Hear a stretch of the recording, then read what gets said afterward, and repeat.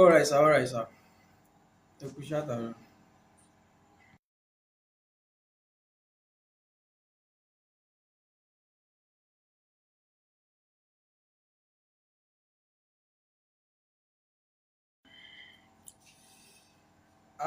A kí gbogbo àwa ọmọ Ọlọ́run. A kú iṣẹ́ àtàárọ̀. Yóò dára wa ní Yóò dára fún wa lórúkọ Jésù.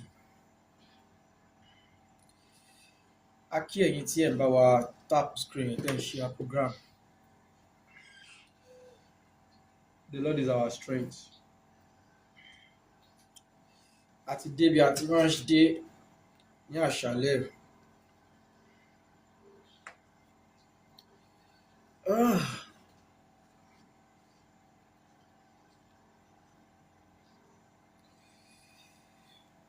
Àwa tí Ọlọ́run, happy Sunday ma. A kú ìsinmi òní o, àbí a kú ọjọ́ ìsinmi ni.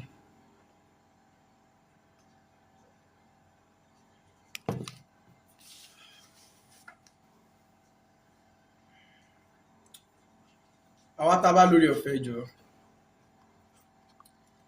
ẹ jẹ́ ká bá wa pọ̀ wá tap screen wa.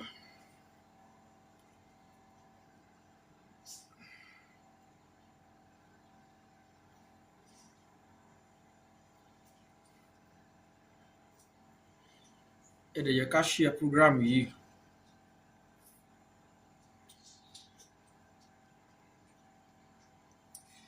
So a rọ̀ wá, a bẹ̀ wá. Ẹ jẹ́ ká bá wa share rẹ̀ kó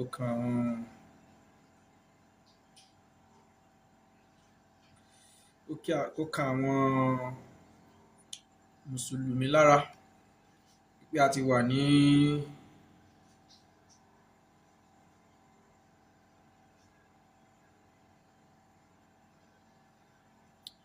kán lè mọ̀ pé a ti wà ní orí afẹ́fẹ́.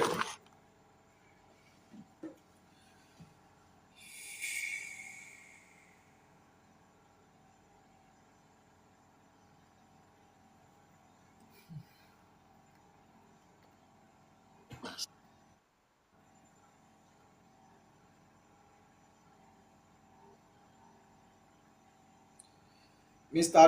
Dot. Yeah, good afternoon. Ẹ kú ìrọ̀lẹ́ kọ́. Ẹ káalẹ́. Ẹ kú iṣẹ́ takuntakun kọ́. Olúwa ló ṣiṣẹ́ rẹ̀ o.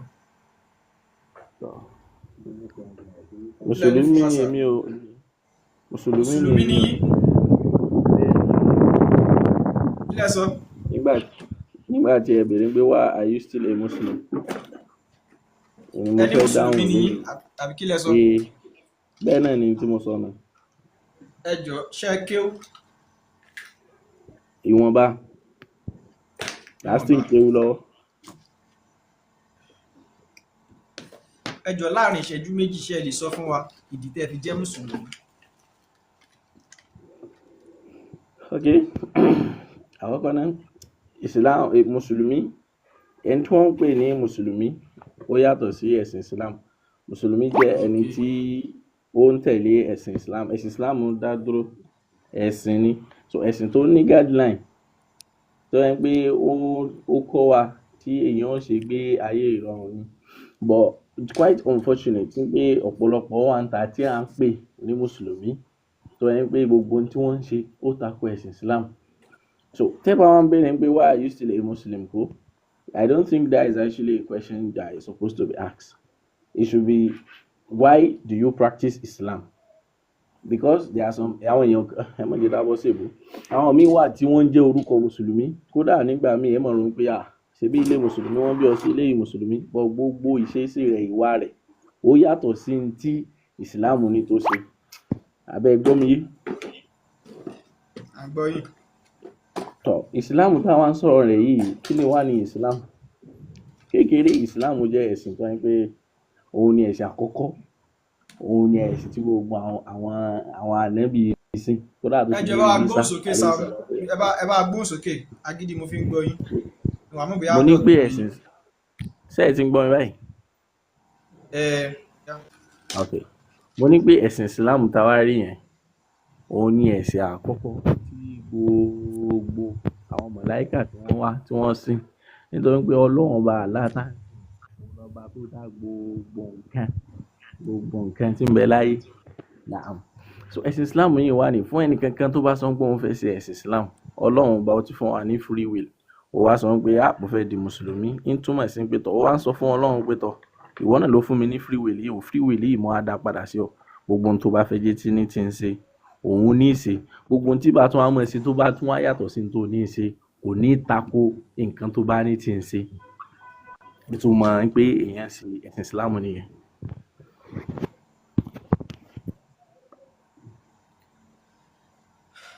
ṣé lóòótọ́ ni báyìí mùsùlùmí ẹ kọ́kọ́ dé inú iná kálà tó gbà yẹn. gbogbo apátápátá alágbà yìí náà kọjá gbogbo apátápátá. èmi náà wà bẹ́ẹ̀. pẹ̀lú ògùn ọlọ́run. kí lẹ fẹ́ lọ ṣe nínú iná. ìbẹ̀rẹ̀ gbà kọjá lẹ́fì wà lè jẹ́ náà mẹ́rin. ṣé dandan ni ká gba náà kọjá kí lẹ fẹ́ lọ ṣe nínú iná. èèyàn dà fún yín bíbélì tẹ̀lé sọ tí àwa àǹfààní sì ṣàlàyé fún wa tánàbí sallallahu alaihi wasallam sì ṣàlàyé fún wa oúnjẹ tó yé wa ní pé iná tẹ̀ rí yẹn ó dàbí kànga ní pit kànga náà la lè fi ṣàpèjúwe bí kòtò ńláńlá ni so kòtò yìí wà ní at the end òun wà ní àlùjánnà wa so láàrin ṣàbàgbé tí kòtò bá sì wà bíríìjì gbọ́dọ̀ wà kó afárá gbọ́dọ̀ wà so afárá yìí wà ní òun wọ́n ń pè ní sirọ́ọ̀tì tẹ̀ wá rí yẹn ó kéré ẹ̀mọ̀ tí irun orí ṣe rí tí wọ́n rí ṣe rí òun bẹ́ẹ̀ náà ló wá ó tún wá kéré ju ohun yìí lọ kò tún wá kéré lásán ó tún wá ṣàpù ó tún wá mú gan so gbogbo ẹni tí wọ́n bá ń lọ sí àlìjẹ́nà eré sirọ́ọ̀tì yìí ni wọ́n gbà kọjá àánú ọlọ́run wá ní everybody tó bá wà successful ni wọ́n á gbà àwọn ẹni tó bá wá ṣe tí ọlọ́run takò yóò mọ lọ yóò mọ yọ ó ṣàpù tó wá slippery wọ́n mọ yọ tó má ṣe ń yọ báwọn wọ́n mọ bọ́ sínú náà sọ̀sẹ̀ wà nù in brief. iná yẹn máa jó ẹ̀yin mùsùlùmí àbí kò ní jó yín. yóò dáa fún yín so tí mo yẹ sọ lẹ́ẹ̀kan mo sọ pé mùsùlùmí àti islam they are two different words kó so àpẹẹrẹ wa ní irú nísìnyí yóò dáa fún ìbéèrè I actually like it now ẹ jẹ́ ká mú àpèjúwe àwọn tí wọ́n ń pera wọn ní terrorist tí wọ́n ń pè ẹ ń gbọ́ mi. ẹ continue mo ń gbọ́ yín. ok ẹ sọ wípé táwa mú example àwọn tí wọ́n ń pera wọn ní.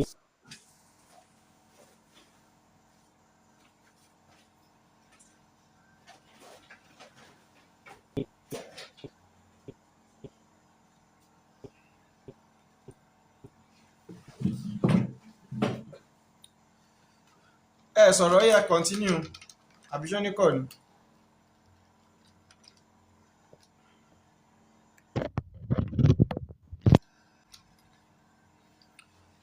Afa àṣẹwà pẹ̀lú wa.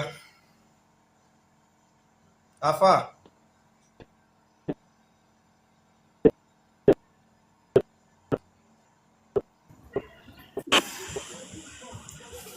Ẹ kálẹ́. Sure boss, ẹ kálẹ́, ṣàlàfíà lẹ́wà. Àdúpẹ́ jàre. Ẹ mọ nǹkan tó kàn tí ẹ fọ́ nísìnyí mo ṣe ń kọjá lọ ńsìn. Bí àfáà yẹn ṣe ń explain bí yẹn ṣe máa yọ̀ jábọ́ sínú iná ló fọ́ nísìnyí. Ìbí wá fẹ́ béèrè pé ṣé wọ́n ti kú nínú mi mọ bí yẹn ṣe máa yọ̀ jábọ́ sínú iná níbi kan fẹ́ béèrè lọ́wọ́ wọn. Kò sí ọkọ mọ̀ wọ́n ní sẹ́yìn bá ti àwọn kan máa rí bọ́ wọ́n á yọ̀ jábọ́. So ó wá yà mẹ́nu pé bíṣọ̀ ti lọ sọ̀rọ̀ orí mi. ìkẹyọkọ tèmi gbọ́ tó fọ́ ní sẹ́mi nìyẹn o pé ó yà mí lẹ́nu pé All right, so I'm back. ẹ sì gbọ́ rere I'm back. ẹ sì gbọ́ bẹbẹ lẹ́nu àfáà. So ọmọ kéwù làwọn àwọn ìjàmbá. ẹ continue sir àfáà ń gbọ́ yín. So tá a ti ń sọ lọ, so irú example àwọn kan bẹ tí wọ́n pe ara wọn ní mùsùlùmí tí wọ́n ń ṣe iṣẹ́ aburú ṣẹ̀mọ̀ ń pèsè ní ọlọ́run ọba tó wà just aburú tó tẹ́ wọn bá ṣe tó bá deserve tó wọ náà ó sì pe ara rẹ̀ mùsùlùmí pẹ̀lú gbogbo ọlọ́run yóò wọ náà but ọlọ́run ti wá promise pé kò wá sí gbogbo mùsùlùmí ní wàlẹ̀ jẹ́nà. So later on ó lè because àfi gbọ́ pé àwọn míì wà 1 minute 3 minutes 4 minutes bẹ́ẹ̀ wọ́n ṣe lónìí náà tí wọ́n fi mọ ẹyẹ wọn sí náà jẹ́nà tí wọ́n fi serve punishment ẹ̀ṣẹ̀ tí wọ́n bá ṣe ọlọ́run ní í ṣe wá lọ́mọ náà. So àwọn èèyàn kan wà tán ló ṣẹ́jú méjì nínú náà. Pẹ̀lú ògo ọlọ́run. Tí bá gbọ́ yín dáadáa. But for your understanding o ṣe mọ̀ pé tábà máa sọ̀rọ̀ a máa sọ̀rọ̀ in terms tí ó fi máa yíra wa ni ìṣẹ́jú méjì dámì yẹn ọlọ́run nìkan ló mọ̀ tí wọ́n ṣe káwọ̀ bọ̀ táwọn ṣe sọ fún yín tí ó fi yẹ yín láti wọ́n pé ìṣẹ́jú méjì. Ìwúrà sọ pé 1000 years dàbí ọjọ́ kan níwájú. Tọ́. So tẹ́ bá ní ká calculate ìṣẹ́jú méjì yẹn ti lò bí ọdún bíi mélòó kan bẹ́ẹ̀ ìnànà. So àwọn àdìsí kan sọ fún àfà pé lẹ́yìn táwọn mùsùlùmí kan bá jóná tán ó ní wọ́n á jóná kegun àmì ìṣẹ̀bí bá orí wọn nìkan láfi dá wọn mọ̀ aláàmà wá yọ àmì ìṣẹ̀bí bá wọn máa fi wá yọ wọn ṣé lóòótọ́ náà àdìsí yẹn ṣé bó ṣe rí nìyẹn. tí ó sì wà náà. ẹ ṣeun ga Jésù wá sọ nínú ìwé mímọ́ wípé òun ti fún àwọn ènìyàn ní ìyè àìnípẹ̀kun ó ní wọn kì yóò ṣègbé ó ní kò sí ẹni tí ó lè já wọn gbà kúrò ní ọwọ́ òun nínú ẹni tí ó ṣe ìlérí ìyè ayérayé láì la iná kọjá àti tó jẹ́ pé ẹ kọ́kọ́ dé inú iná tí ń fi sùfúrù jó tí ò dẹ̀ tí ì sí assurance ìpè máa jáde ń bẹ̀. Àwọn àdìsí àwọn ẹsẹ̀ Kùránì kan sọ pé Allah ó máa wọn iṣẹ́ yín ó máa wé iṣẹ́ burúkú àti iṣẹ́ rere yín èyí tó bá gbé wọn jùlọ la fi máa ṣèdájọ́ yín tí mo dẹ̀ mọ̀ pé kò sí ẹ̀dá alààyè kan tó lè fọwọ́ sọ̀yà pé iṣẹ́ rere òun ó pọ̀ ju iṣẹ́ burúkú òun lọ. Wọ́n wá bí Prophet Muhammad náà léèrè inú Quran 46:9 ó lóun ò mọ tí ó ṣẹlẹ̀ sí òun àti àwọn tí ó tẹ̀lé òun àfà gẹ́gẹ́ bí tọ́pìkì wa àtàwọn nǹkan tí mo sọ kí ló sì ṣẹlẹ̀ tẹ́ fi jẹ́ mùsùlùmí because nínú ọ̀rọ̀ tẹ́yìn gẹ́gẹ́ bá wa sọ kò sí assurance fún yín you don't have the clarity wípé lẹ́yìn ikú ẹ̀ ń lọ sí paradise Allah direct. Yóò dáa fún yín fún ìbéèrè yẹn. So basically in tó fi dájú ni pé kéèyàn máa live in a state of ọ̀pọ̀lọpọ̀ bá fíìmù ti affect ọ̀pọ̀lọpọ̀ wa tó ń pé we just want to live in a state of certainty. Jesus Christ fúnra rẹ̀ Isa fúnra rẹ̀ gan wọn náà sọnù Bible òun gùn ò mọ̀ ó láwọn kan tí ó mọ̀ nígbà tí wọ́n bí pé só mọ̀ nípa the last time ó lóun ò mọ̀ bàbá nìkan ló mọ̀. So there are some things tó ń pẹ́ àwa woman being àlè mọ̀ the only thing we have to just depend on is we can depend lórí divinity gbẹ̀tọ̀ ẹni tó dá wa nìkan ló gbúdọ̀ mọ̀ ààrẹ lè tẹ́ iná béèrè ni. Kí ni nǹkan tí Jésù sọ pé òun nítorí mi ò dá.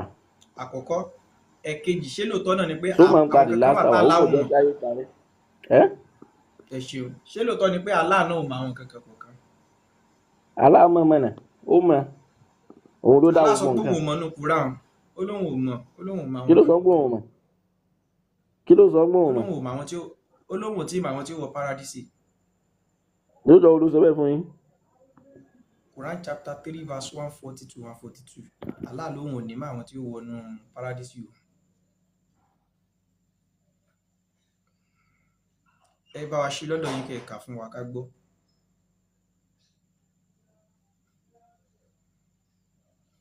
Andrew Diafa Miss Dr. kí lẹ̀ ń jẹ́ ẹ wá sókè ni ẹ kàn má máa sọ pé wà yóò sì mi máa sọ di tèmi fi jẹ́ Christian fún yín ẹ̀yin náà kẹ́ wá sọ fún wa lálẹ́ di tẹ́ fi jẹ́ mùsùlùmí so yóò dára fún wa lórúkọ Jésù. ẹ̀dì 142. Ẹ kà fún wa tó bá ti 142 débẹ̀. sọ Quran chapter 3 from 140 to 142 ni mo pè fún yín. Okay, 140. To 142. 140. Quran chapter 3 from 140 to 142.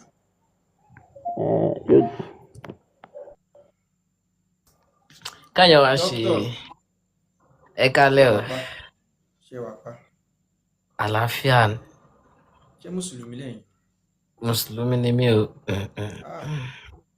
Ó jẹ́ ohun ìbànújẹ́ bóun yín ṣe kú tó tí.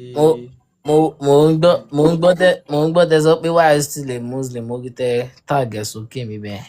Lèmi náà fi béèrè pé why are you still a Christian too? Ṣé máa lọ? Èmi máa sọ ẹ ṣe sùúrù àfà. Mi ní time ni. Mi ní time. Bí ìṣẹ́jú mélòó lẹ ní? Tops 5 minutes. 5 minutes. Ṣé ẹ tí ó yẹ ká bí tẹ rí yẹn fún wa? Dókítà ṣe sùúrù. Yóò dá fún yín. So abẹ́ láti 140 kó. If a wound should touch you, they has already touched the opposing people. A wound similar to it. And these days of varying condition, we alternate among the people so that Allah may make evident those who believe and may take to himself from among you matters. And Allah does not like the wrongdoers. So, Jọmọ tó wà lọ́dọ̀ yín. Ẹ máa kálẹ̀, ẹ máa wọlé, ẹ máa kálẹ̀. So, 41 was so, and that Allah may purify the believer through trials. Now, 42 was so, or do you think that you will enter paradise? Why Allah has not yet made evidence those of you who fight in his cause and made evidence those who are steadfast. 42 ni carry 42. Ẹ bá mi ṣàlàyé ibi tẹ́ ká last yẹn fún wa.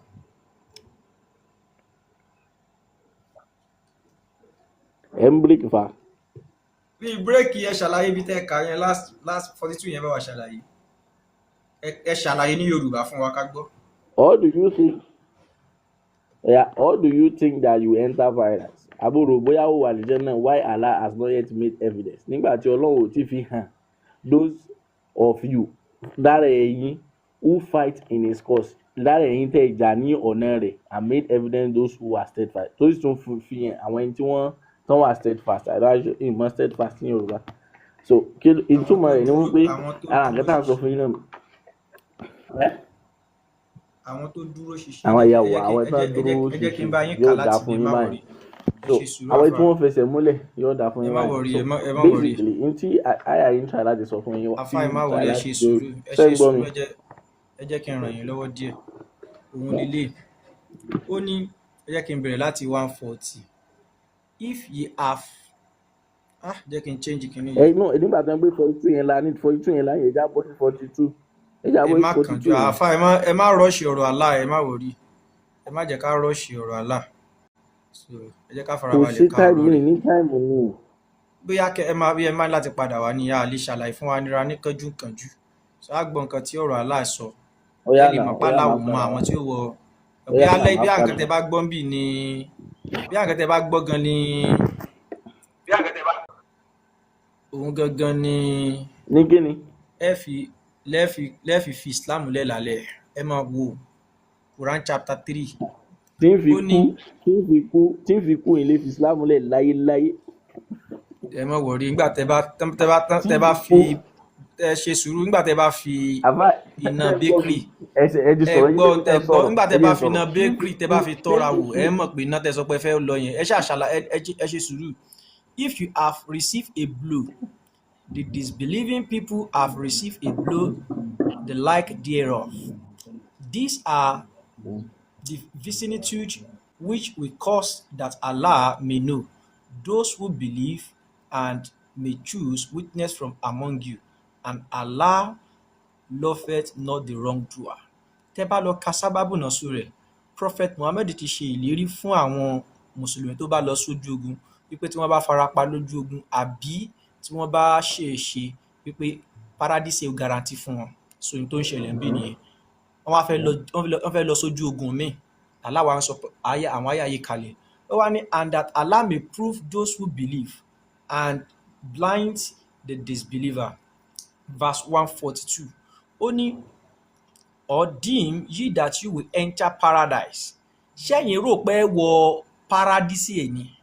why yet Allah knoweth not those of whom really strive. Nígbà tí Allah ti ka lára rẹ̀ tóun gangan ò tí ì mọ àwọn tó ń jagun. Nor knoweth those who are steadfast. Allah ò sì ní ìmọ̀ àwọn tó dúró ṣinṣin. Ṣáàlà mọ̀ nítorí ẹ máa gbọ́ mi kí n tó gbé kúrò níbẹ̀. Àwọn tó bá jagun sí ojú ọ̀nà Ọlọ́run ọba tó bá kú síbẹ̀, òun ni Muhammadu promise pé wọ́n wọ paradísì o. Àbáwọn tó bá fara ṣìṣe ẹrí bí tó ti bẹ̀rẹ̀ ń bì. Ó ní if you have received a blow, the disbelieving have received a blow the like thereof. So ṣáàlà mọ̀ àwọn tí ó wọ paradísì àbí kò mọ̀ ẹ ṣàlàyé fáwọn yìí kán gbọ́ yín gẹ́gẹ́ bí ibi tàkà. Kí ló tó wá sọ pé òun ò mọ̀ nínú Quran chapter 3 verse 142? kí ló lóun mọ̀? Ó lóun ò tí ì mọ̀ àwọn tí ó wọlé ṣe báwọn la kà fún yín yìí. Àṣìbí bá yín kà á, ẹ jẹ́ kí n tún bá yín kà á. Or deem you that you will enter paradise? Ṣé yìí rò pé ẹ wọ paradise ni? Why yet Allah knoweth not those of you who really strive? Nígbà tí Allah ti ká lára rẹ̀ kò tí ì mọ̀ àwọn tí ó jẹ́ olóòótọ́. Nor knoweth those who are steadfast. Allah ò sì nímọ̀ àwọn tí ẹsẹ̀ wọn múlẹ̀. Ẹ fún wa ní fásitì kan pé wọ́n bi Jésù léèrè pé ṣé ó mọ wákàtí náà, ẹni kó sọ pé òun ò mọ̀ except the Father and is in charge of declaration. Èmi náà wá jù sí yín torí bíbẹ̀ yẹn lálàyé. Now ibi bí kí ló tálà òfin mọ àwọn tí ó wọ paradísì. Ṣé ẹ̀yà yóò dà fún yín? Àkọ́kọ́ náà ṣé nígbà tá a bẹ̀rẹ̀ mo ní pé I'm still a student of knowledge. So you understand? Okay. So basically tí wọ́n sì fi kọ́ wa ní pé ẹni tó bá wà ní ojú ọ̀nà mọ́mọ́ ń ṣe ni tí ò bá yé yóò sọ pé kò ṣe kí ni kò yé òun. Verse yìí ó lálàyé nú. So àlàyé rẹ̀ èmi ò mọ̀. Ṣùgbọ́n ní tèmi mọ̀ ni pé Ọlọ́run ní gbogbo nǹkan lọ́lọ́run mọ̀. Ṣé mo answer question yín? Ẹ ti answer ti lẹ́ ẹ lè bá wa ṣí ẹ̀ sáwọn àfáà yẹn káwọn wá bóyá àwọn lè sọ ìdí tálà òfin mọ àwọn tí ó wọ paradísì. Ẹ ti béèrè question mo sì sọ fún yín. So what next? Ẹni mọ̀ tí yín ò tí ì dé bẹ́ẹ̀. Mo ti gbọ́ mo ní kẹ́ bá wa ṣí ẹ̀ sáwọn àfáà yín bóyá àwọn máa mọ àwọn ìdí tálà òfin mọ àwọn tí ó wọ paradísì tí wọn kàn wá sọ fún wa. Màá fún wọn ní 10 verse in the Quran tó ń sọ fún wa pálá ò ní mọ̀ àwọn nǹkan kọ̀ọ̀kan tó bá ti dé. Ẹyọ kan péré mo ti fún yín bẹ́ẹ̀ o. Ẹ dárúkọ gbogbo wá sí mi ní dárúkọ ẹ lọ pàfà irọ́ mi ní fún yín lórí jù. Tó bá dọ̀la tó gbọ́ kí ló ti mo fún yín tó bá dọ̀la ẹ follow page yìí a máa wà online lọ́la ẹ follow page yìí any place tẹ bá ti rí pé a wà online you are free to join. God bless you. Ẹ ṣeun gan. Mr. Dr. Eds. Ẹ kálẹ̀ o. Ṣàlàáfíà lẹ wà? Àlàáfíà ni. Ẹni pé wáyé Mùsùlùmí ni mí o.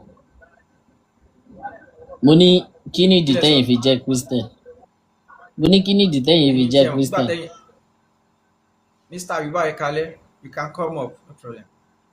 No, ìgbà tẹ́ débì ẹ ti bá topic lójú screen fún wa. Máa dáhùn question yín. We host program and we will attend to questions. Now, question tiwa ló kọ́kọ́ síwájú. Tẹ́ bá dá wa lóhùn tán. Now, àwa náà máa dáhùn ìbéèrè yín. Olúwa tí ń bẹ tẹ́mi rẹ̀ ń bẹ láàyè. Doctor, kí ló tẹ́ fi yin Islam láàyò? Why are you still a Muslim? Because Islam òun ni ẹ̀sìn tí Allah fi ọwọ́ sí. Òun ni ẹ̀sìn tí yàn máa fi rí ojú rere Allah. Islam kọ́ wa bá ṣe máa rí ojú rere Allah. Kò dẹ̀ sí ẹ̀sìn míì tó kọ́ wa bẹ́ẹ̀.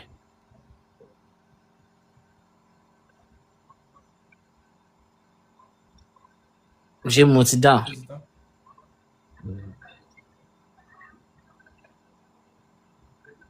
Mo níṣẹ́ yín lẹ̀ ń dá mi lóhùn, mo ní ṣáṣà yín ti tán. Ó ti tán, mo ti dá yín lóhùn ìbéèrè yín. Báwo ni Allah ṣe kọ́ yín bẹ́ẹ̀ ṣe rójú lórí òun? Àbí báwo ni Islam ṣe kọ́ yín láti rí ojú rere Allah? Gbogbo ẹ̀ wà nínú Quran. Tíyàn bá ti pa òfin Allah mọ́, ẹ fi tó ń hàn wá ṣe nǹkan tá là fẹ́ ó máa rí ojú rere Allah gbogbo ẹ̀ wà ní Quran. kí làwọn òfin Allah Ó wà ní Quran kí ẹ lòfin ní Allah ẹ̀yin Christian lẹ́yìn ẹ ní láti béèrè lọ́wọ́ mi ẹ ń ṣe Muslim. Mo ti dá yín lóhùn ìbéèrè yín mo no ẹ dé mi náà lóhùn ìbéèrè mi pé why tẹ́yin náà fi jẹ́ Christian. ẹ ṣe sùúrù ẹ ṣe sùúrù ẹ ń tẹ gbogbo tẹ ṣe nísìnyí ẹ kàn make claim ni without reference kò sí nǹkan kan ń tẹ sọ ẹ lè parọ́ fún wa ẹ lè sòótọ́ fún wa ṣùgbọ́n nǹkan tá a fi máa mọ̀ pé òótọ́ lẹ sọ ni pé ẹ fún wa ní reference inú Quran pé nǹkan báyìí ni ẹ lè ṣe tẹ́ fi rojú rere Allah. Àwọn Muslim wà lórí platform yín yìí ọ ń gbọ́ nǹkan tí mò ń sọ. Mùsùlùmí tó bá ń tẹ̀lé òfin àti ìlànà Islam ó máa rí ojú rere Allah ó wà nínú Quran ó dẹ̀ wà ń bẹ̀ kò sí rọ́ǹbì olè mùsùlùmí tó bá wà lórí platform yín. ẹ jẹ́ kí n ràn yín lọ́wọ́ tẹ́ bá gbàwẹ̀ Ramadan ṣárabi tẹ́ fi rí ojú rere Allah nìyẹn. Tí a bá ti ń follow tá a bá ti ń tẹ̀lé ìlànà àwọn òfin tá a pa ogun ẹ̀ mọ́ a máa rójú rere Allah. ẹ jẹ́ ká máa ṣe lẹ́yọ kọ̀ọ̀kan ṣé gbígbàwẹ̀ Ramadan wà ń bẹ̀. Gbígbẹ́ ó wà bẹ́ẹ̀. ṣé kíkírun ń bẹ níbi bẹ̀. Ó wà bẹ́ẹ̀. ṣé kẹ́ ẹ mọ Ọlọ́run lọ́kàn kẹ́ ẹ gbà pé Muhammadu jíṣẹ́ Allah ṣó ń bẹ níbi bẹ̀. Ó wà bẹ́ẹ̀. ṣé àwọn ẹlẹ́bọ ló ní Muhammadu lọ jí kó lọ́dọ̀ wọn. Èmi ò bá yín jiyàn nǹkan tèmi ń sọ ni pé tàbá ti ń tẹ̀lé. ẹ ṣe sùúrù ẹ lè jiyàn torí pé ó lẹ́rìí.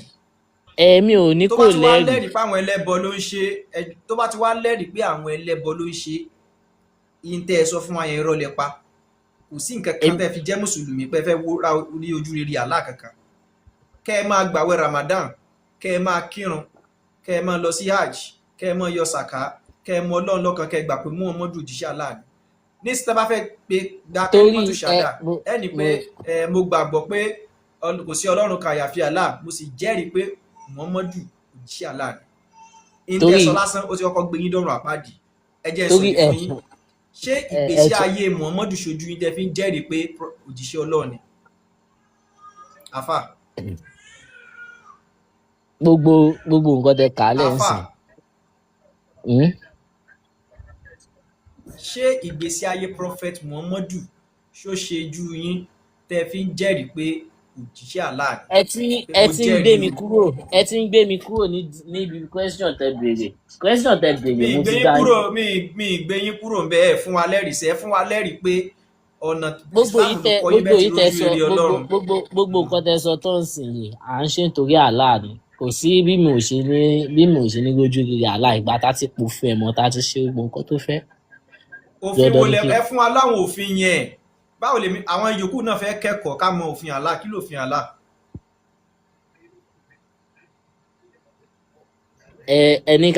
ẹni káwọn Muslim kọ táìpù yes comment kìíní yìí tí bá ti rí yes màá mọ̀ pé mùsùlùmí wà ń bíbà.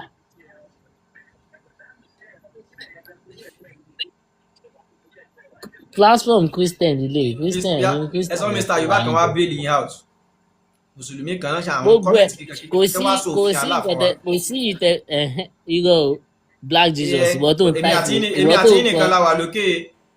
Black Jesus sọ yes ṣé Black Jesus tó ń tako Islam látàárọ̀ ló ń kọ yes yìí kò platform Christian ilé yìí ẹni kí nìdí tí mo fi ń ṣe Islam. èmi àti yín nìkan la wà lókè sẹ́ẹ̀.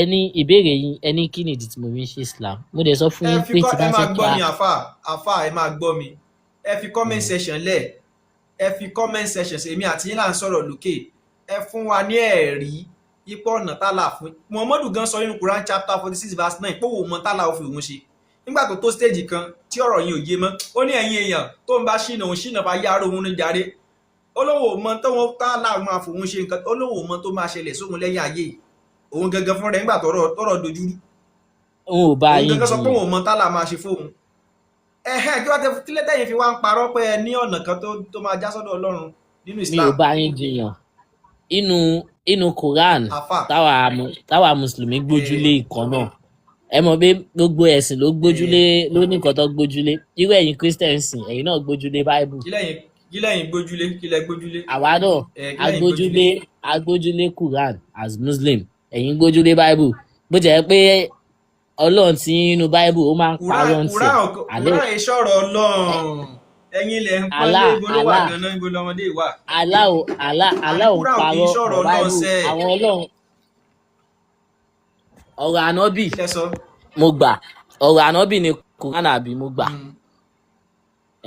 So Quran kí ẹ máa gbọ́ mi tí mo fẹ́ bá yín sọ ní ṣókí lálẹ́ yìí Mr. Doctor òun ni pé Quran kì í ṣe ọ̀rọ̀ Ọlọ́run ẹ sì gbọ́dọ̀ kú sínú Islam tẹ́ ẹ bá kú sínú Islam èmi ò kì í ṣe ẹni tó ń pín náà ṣùgbọ́n Bíbélì sọ pé a ti dá yín lẹ́jọ́ rẹ̀ dì Jésù sọ pé èmi ni ọ̀nà òtítọ́ àti ìyè kò sọ pé òun jẹ́ kan ní ọ̀nà nínú àwọn ọ̀nà ó ní kò sẹ́ni tó lè dí ọ̀dọ̀ bàbá àfi nípasẹ̀ mi Jésù lẹni tó sọ pé èmi ni àjíǹde àti ìyè gbogbo ẹ̀sìn pátápátá their founder is in the grave gbogbo ẹ̀sìn pátápátá àwọn olùdásílẹ̀ wọn Muhammadu báyìí ó ti jẹrà ó ti fẹ́ kú sínú ó ti jẹrà àwọn ẹ̀dẹ́ ti jẹ́ Jésù lẹni tó kú tó jíǹde ní ọjọ́ kẹta ó gba agbára lọ́wọ́ ikú kódà ìwé yín tó wá ń sọ fún wa pé Jesus is still alive over 2020 over 2000 years ago ẹdú ibi tẹ bá dín yẹn nínú àfà ẹ ṣe sùúrù nínú alààyè àti òkú kí ló tẹ fi ń tẹ̀lé òkú. mo ti gbọ́ yín ẹ lálàyé ní Jésù níbo ni Jésù ń gbé o. ẹ dáhùn question mi ni ṣé lóòótọ́ lẹ confam ẹ máa yẹ ṣáà máa wòlé máa dá yín lóbi tí Jésù gbé ẹ jẹ́ ń tẹ̀lé ẹdú ó yá mo ti gbọ́ yín ṣó ló òkú lẹ fẹ́ tẹ̀lé ni àbí alààyè. ẹ jẹ́ ń tẹ̀lé òkú tó ti kú ju alààyè tá a rí lọ níbo lálàyé tí yín wà níbo ni ilé ẹ níbo ló ń gbé lẹ́yìn ìgbà tó ti jíǹde ó yẹ sọ bí tó wà ó wà ní Jerusalem. ẹ máa gbọ́ mi ìwé àdìsí sọ pé Muhammadu fi ẹ̀mí ara rẹ̀ búra ó ní lọ́wọ́ ẹni tí ẹ̀mí òun wà ó ní Jésù Kristi ọmọ Màríà ó ló ń padà bọ̀ bí olùdájọ́ òdodo tó máa ṣẹ̀dá gbogbo ènìyàn. Mr. Doctor ta lẹni náà tí ó ṣèdájọ́ gbogbo èèyàn Ọlọ́run àbí èèyàn. ok mo sì gbọ́ yín ẹlẹ́mi ń tẹ̀lé òkú ta lẹni tó máa ṣèdájọ́ gbogbo ènìyàn ṣé Ọlọ́run ni àbí ènìyàn. Ọlọ́run ló máa ṣèdájọ́. ẹ ṣe sùúrù ẹ má tún padà síbẹ̀ ẹ jọ̀ọ́. Ọlọ́run ló máa ṣèdájọ́. tí àdìsí yẹn bá sọ pé ẹ ṣeun tí àdìsí yẹn bá sọ fún wa pé Jésù ni ó ṣèdájọ́ gbogbo ènìyàn látòrí Muhammadu tó fi dórí yín báyìí bẹ́ẹ̀ ṣe tò síwájú Jésù ni ta ni Jésù jẹ́. ok inú àdìs sọ pé Jésù ló máa ṣèdájọ́. àdìsí ò sọ bẹ́ẹ̀ prophet Muhammadu fi ẹnu ara rẹ̀ sọ nínú ìwé àdìsí pé Jísà ọmọ Mọ́ríàmọ̀ ó ló ń padà bọ̀ bí olùdájọ́ òdodo tí ó ṣèdájọ́ gbogbo ẹ̀dá ènìyàn ẹ ti sọ fún wa pé Ọlọ́run nìkan ló lágbára láti ṣèdájọ́ gbogbo ẹ fún mi lẹ́rìí ẹ jẹ́ ń wo ẹ̀rí nǹkan èyí tẹ́ tún sọ yìí tuntun ni èmi ò gbọ́ rí ẹni sọ yìí. yóò dá yín tí mo fẹ́ kẹ́ ẹ máa ṣe ìyẹn ẹ mọ̀ bí ẹ jẹ́ bá yín gbé jáde torí ẹ ṣe mi fẹ́ kí ẹ kúrò lórí platform yìí lálẹ́ gẹ́gẹ́ bí mùsùlùmí. Okay.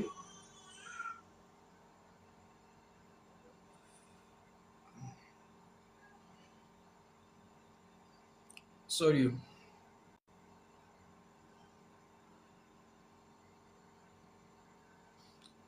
So ẹ lè search ẹ Sahih Bukhari 34:18 ó ní narrated Abu Hurairah Allah messenger said by him in whose hands my soul is ó ní ọwọ́ ẹni tí ẹ̀mí òun Muhammadu wà bó ti pé reference fún yín Sahih Bukhari 34:48 sọ ẹ jẹ́ kí n gbé síbẹ̀ káwọn èèyàn lè rí Sahih Bukhari 34 òun nìyí 48 Allah messenger said Allah messenger said by him in whose hands my soul is surely Jesus the son of Mary jẹ́ kí n bá yín zoom ẹ̀ torí àwọn tó lè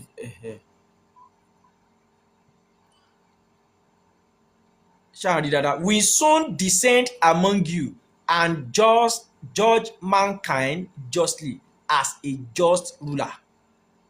ṣẹ́rí ẹ̀yin ti sọ fún wa nísìsiyìí pé Ọlọ́run ni ó ṣèdájọ́ gbogbo ènìyàn. Ustaz, tẹ́ bá fẹ́ ka lárúbáwá ẹ wá sókè, màá bá yín gbé. Lárúbáwá ń bẹ níbi ibẹ̀, ó náà kọ sísàlẹ̀ yìí, so ẹ gbá sókè. Wọ́n ní ká continue. Yes, mo lè continue now. Wọ́n ní he will break the cross and kill the pigs and there will be no jizya, that is taxation taken from non-Muslim. Money will be in abundance so that nobody will accept it, and a single prostration to Allah in prayer will be better than the whole world and whatever in it. Abu Hurairah added, if you wish, you can recite this verse of the Holy Book, and there is none of you people of the scriptures, Jews and Christians, but must believe in him, that is Jesus, and as an apostle of Allah and a human being. mo ti rí ibi tẹ́ ń kà. ṣeun gan. ẹ bá mi ká tọ̀dọ̀ yín bẹ́ ṣe rí yẹn. ẹ bá mi ká tọ̀dọ̀ yín yẹn. ẹ ṣe bẹ́ ṣe rí. Hadith lẹ gbé wá yìí. Hadith lẹ gbé wá yìí. Bẹ́ẹ̀ ni. Ṣé ẹ lè mú wá nínú Quran kiri? Mo sọ nígbà mo fẹ́ sọ fún yín, mo ní hadith ni mo pè fún yín pé mo fẹ́ kóòtì fún yín. Muhammadu sọ pé lọ́wọ́ ẹni tí ẹ̀mí òun wà, Jésù Kristi ọmọ Maria, ẹ wá máa gbọ́, wọ́n ló ń padà bọ̀. Ó tún wá fi nǹkan kan sí, ó qualify rẹ̀, fi adjectives kan sí pé gẹ́gẹ́ bí onídàájọ́ òdodo. Èmi wá ti bi yín léèrè pé ta lẹni tí ó ṣèdájọ́ gbogbo ẹ̀dá ènìyàn? Ẹ lọ́lọ́run ni. Tí ìwé yín bá sọ pé Jésù ń bọ̀ gẹ́gẹ́ bí onídàájọ́ òdodo, táwa ni Jésù jẹ́?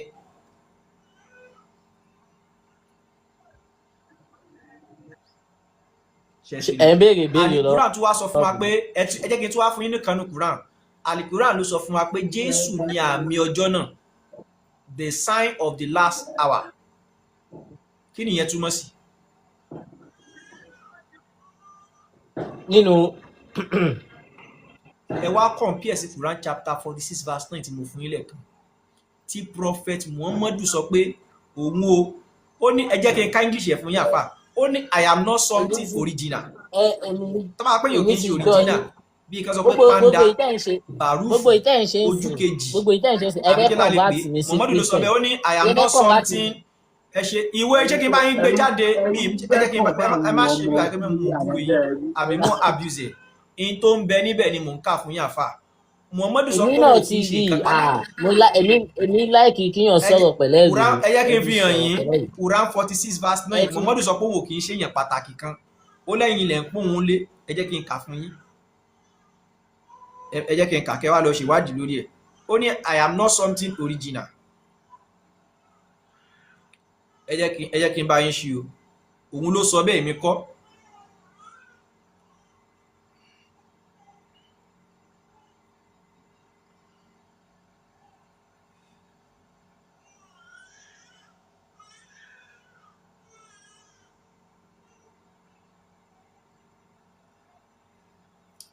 Mo bọ̀.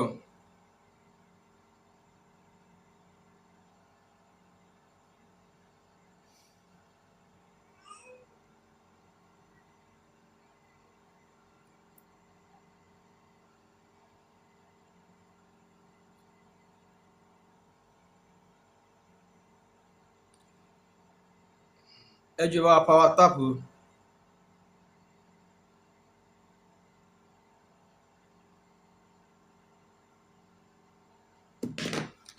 A fẹ́ jọ fún mi ìṣẹ́jú 30 seconds.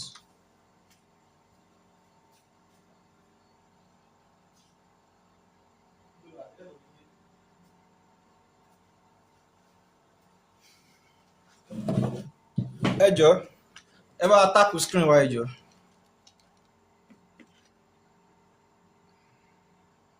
Bóyá mi ni mi ò lè interpret bóyá ẹ̀yin ni a mọ̀ nísìn.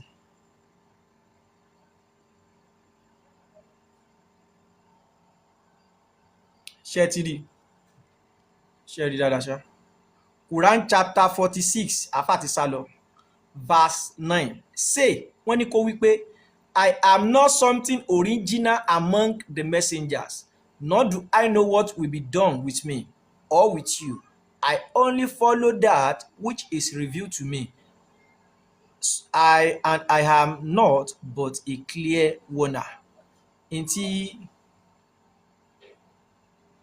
wo yín pé Muhammadu nìyẹn. Ntí Muhammadu sọ pé òun jẹ́ nìyẹn. Allah ní kó sọ fún yín pé òun kì í ṣe pàtàkì. Mi ò mọ̀ tẹ́ fẹ́ lò fún mi ò mọ̀ nǹkan tẹ́ fẹ́ lò fún bẹ́ẹ̀ ṣe fẹ́ tú tọ̀dọ̀ yín. Ohun tó wà nínú ìwé yín la kà fún yín tẹ́ gbọ́ yẹn. Ó ní I'm not something original.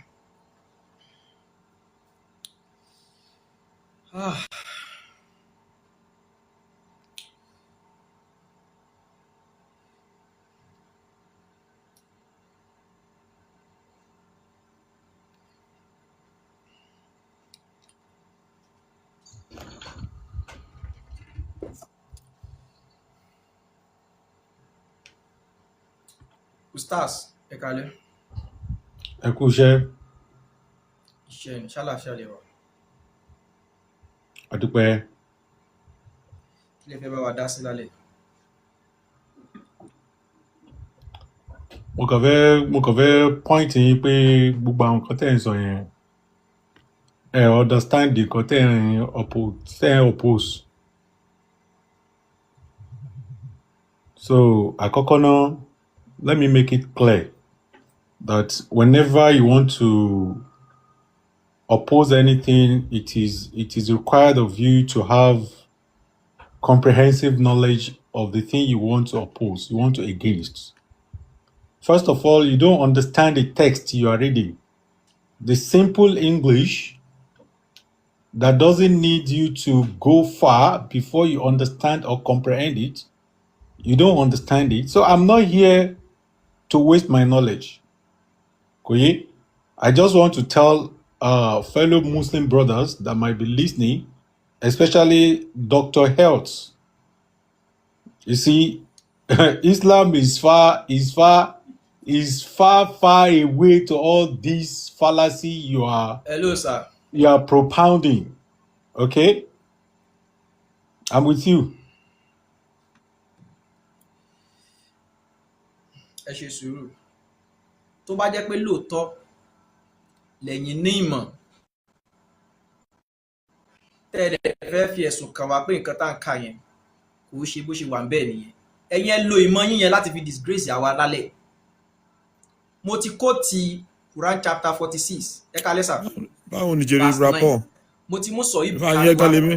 Ìtẹ́wá sọ tó wá worst jù ni pé ẹni pé those Yàmú kí ni mo fẹ́ bóyá kí wọ́n explain verse yẹn fún wa ẹ jọ̀ọ́. Kí network? Yes sir. Okay, I'm going. No, wọ́n ní pé ẹ ní knowledge pé ẹ understand the verse yẹn dáadáa. Máa fẹ́ bẹ̀ wọ́n mi mọ̀ pé ẹ̀yin náà máa respond accordingly. Kàn explain fún wa. Yes.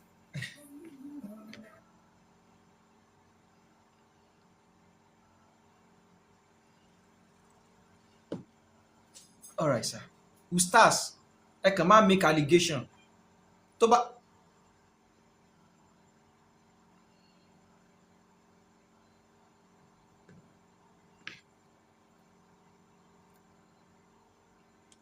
Analyze it.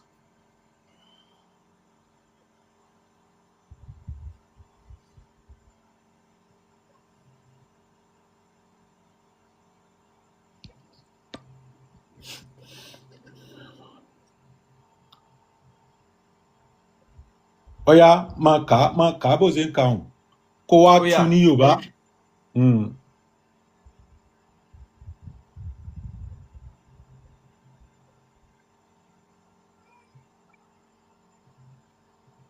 Afa. Mò ń gbọ́ ẹ.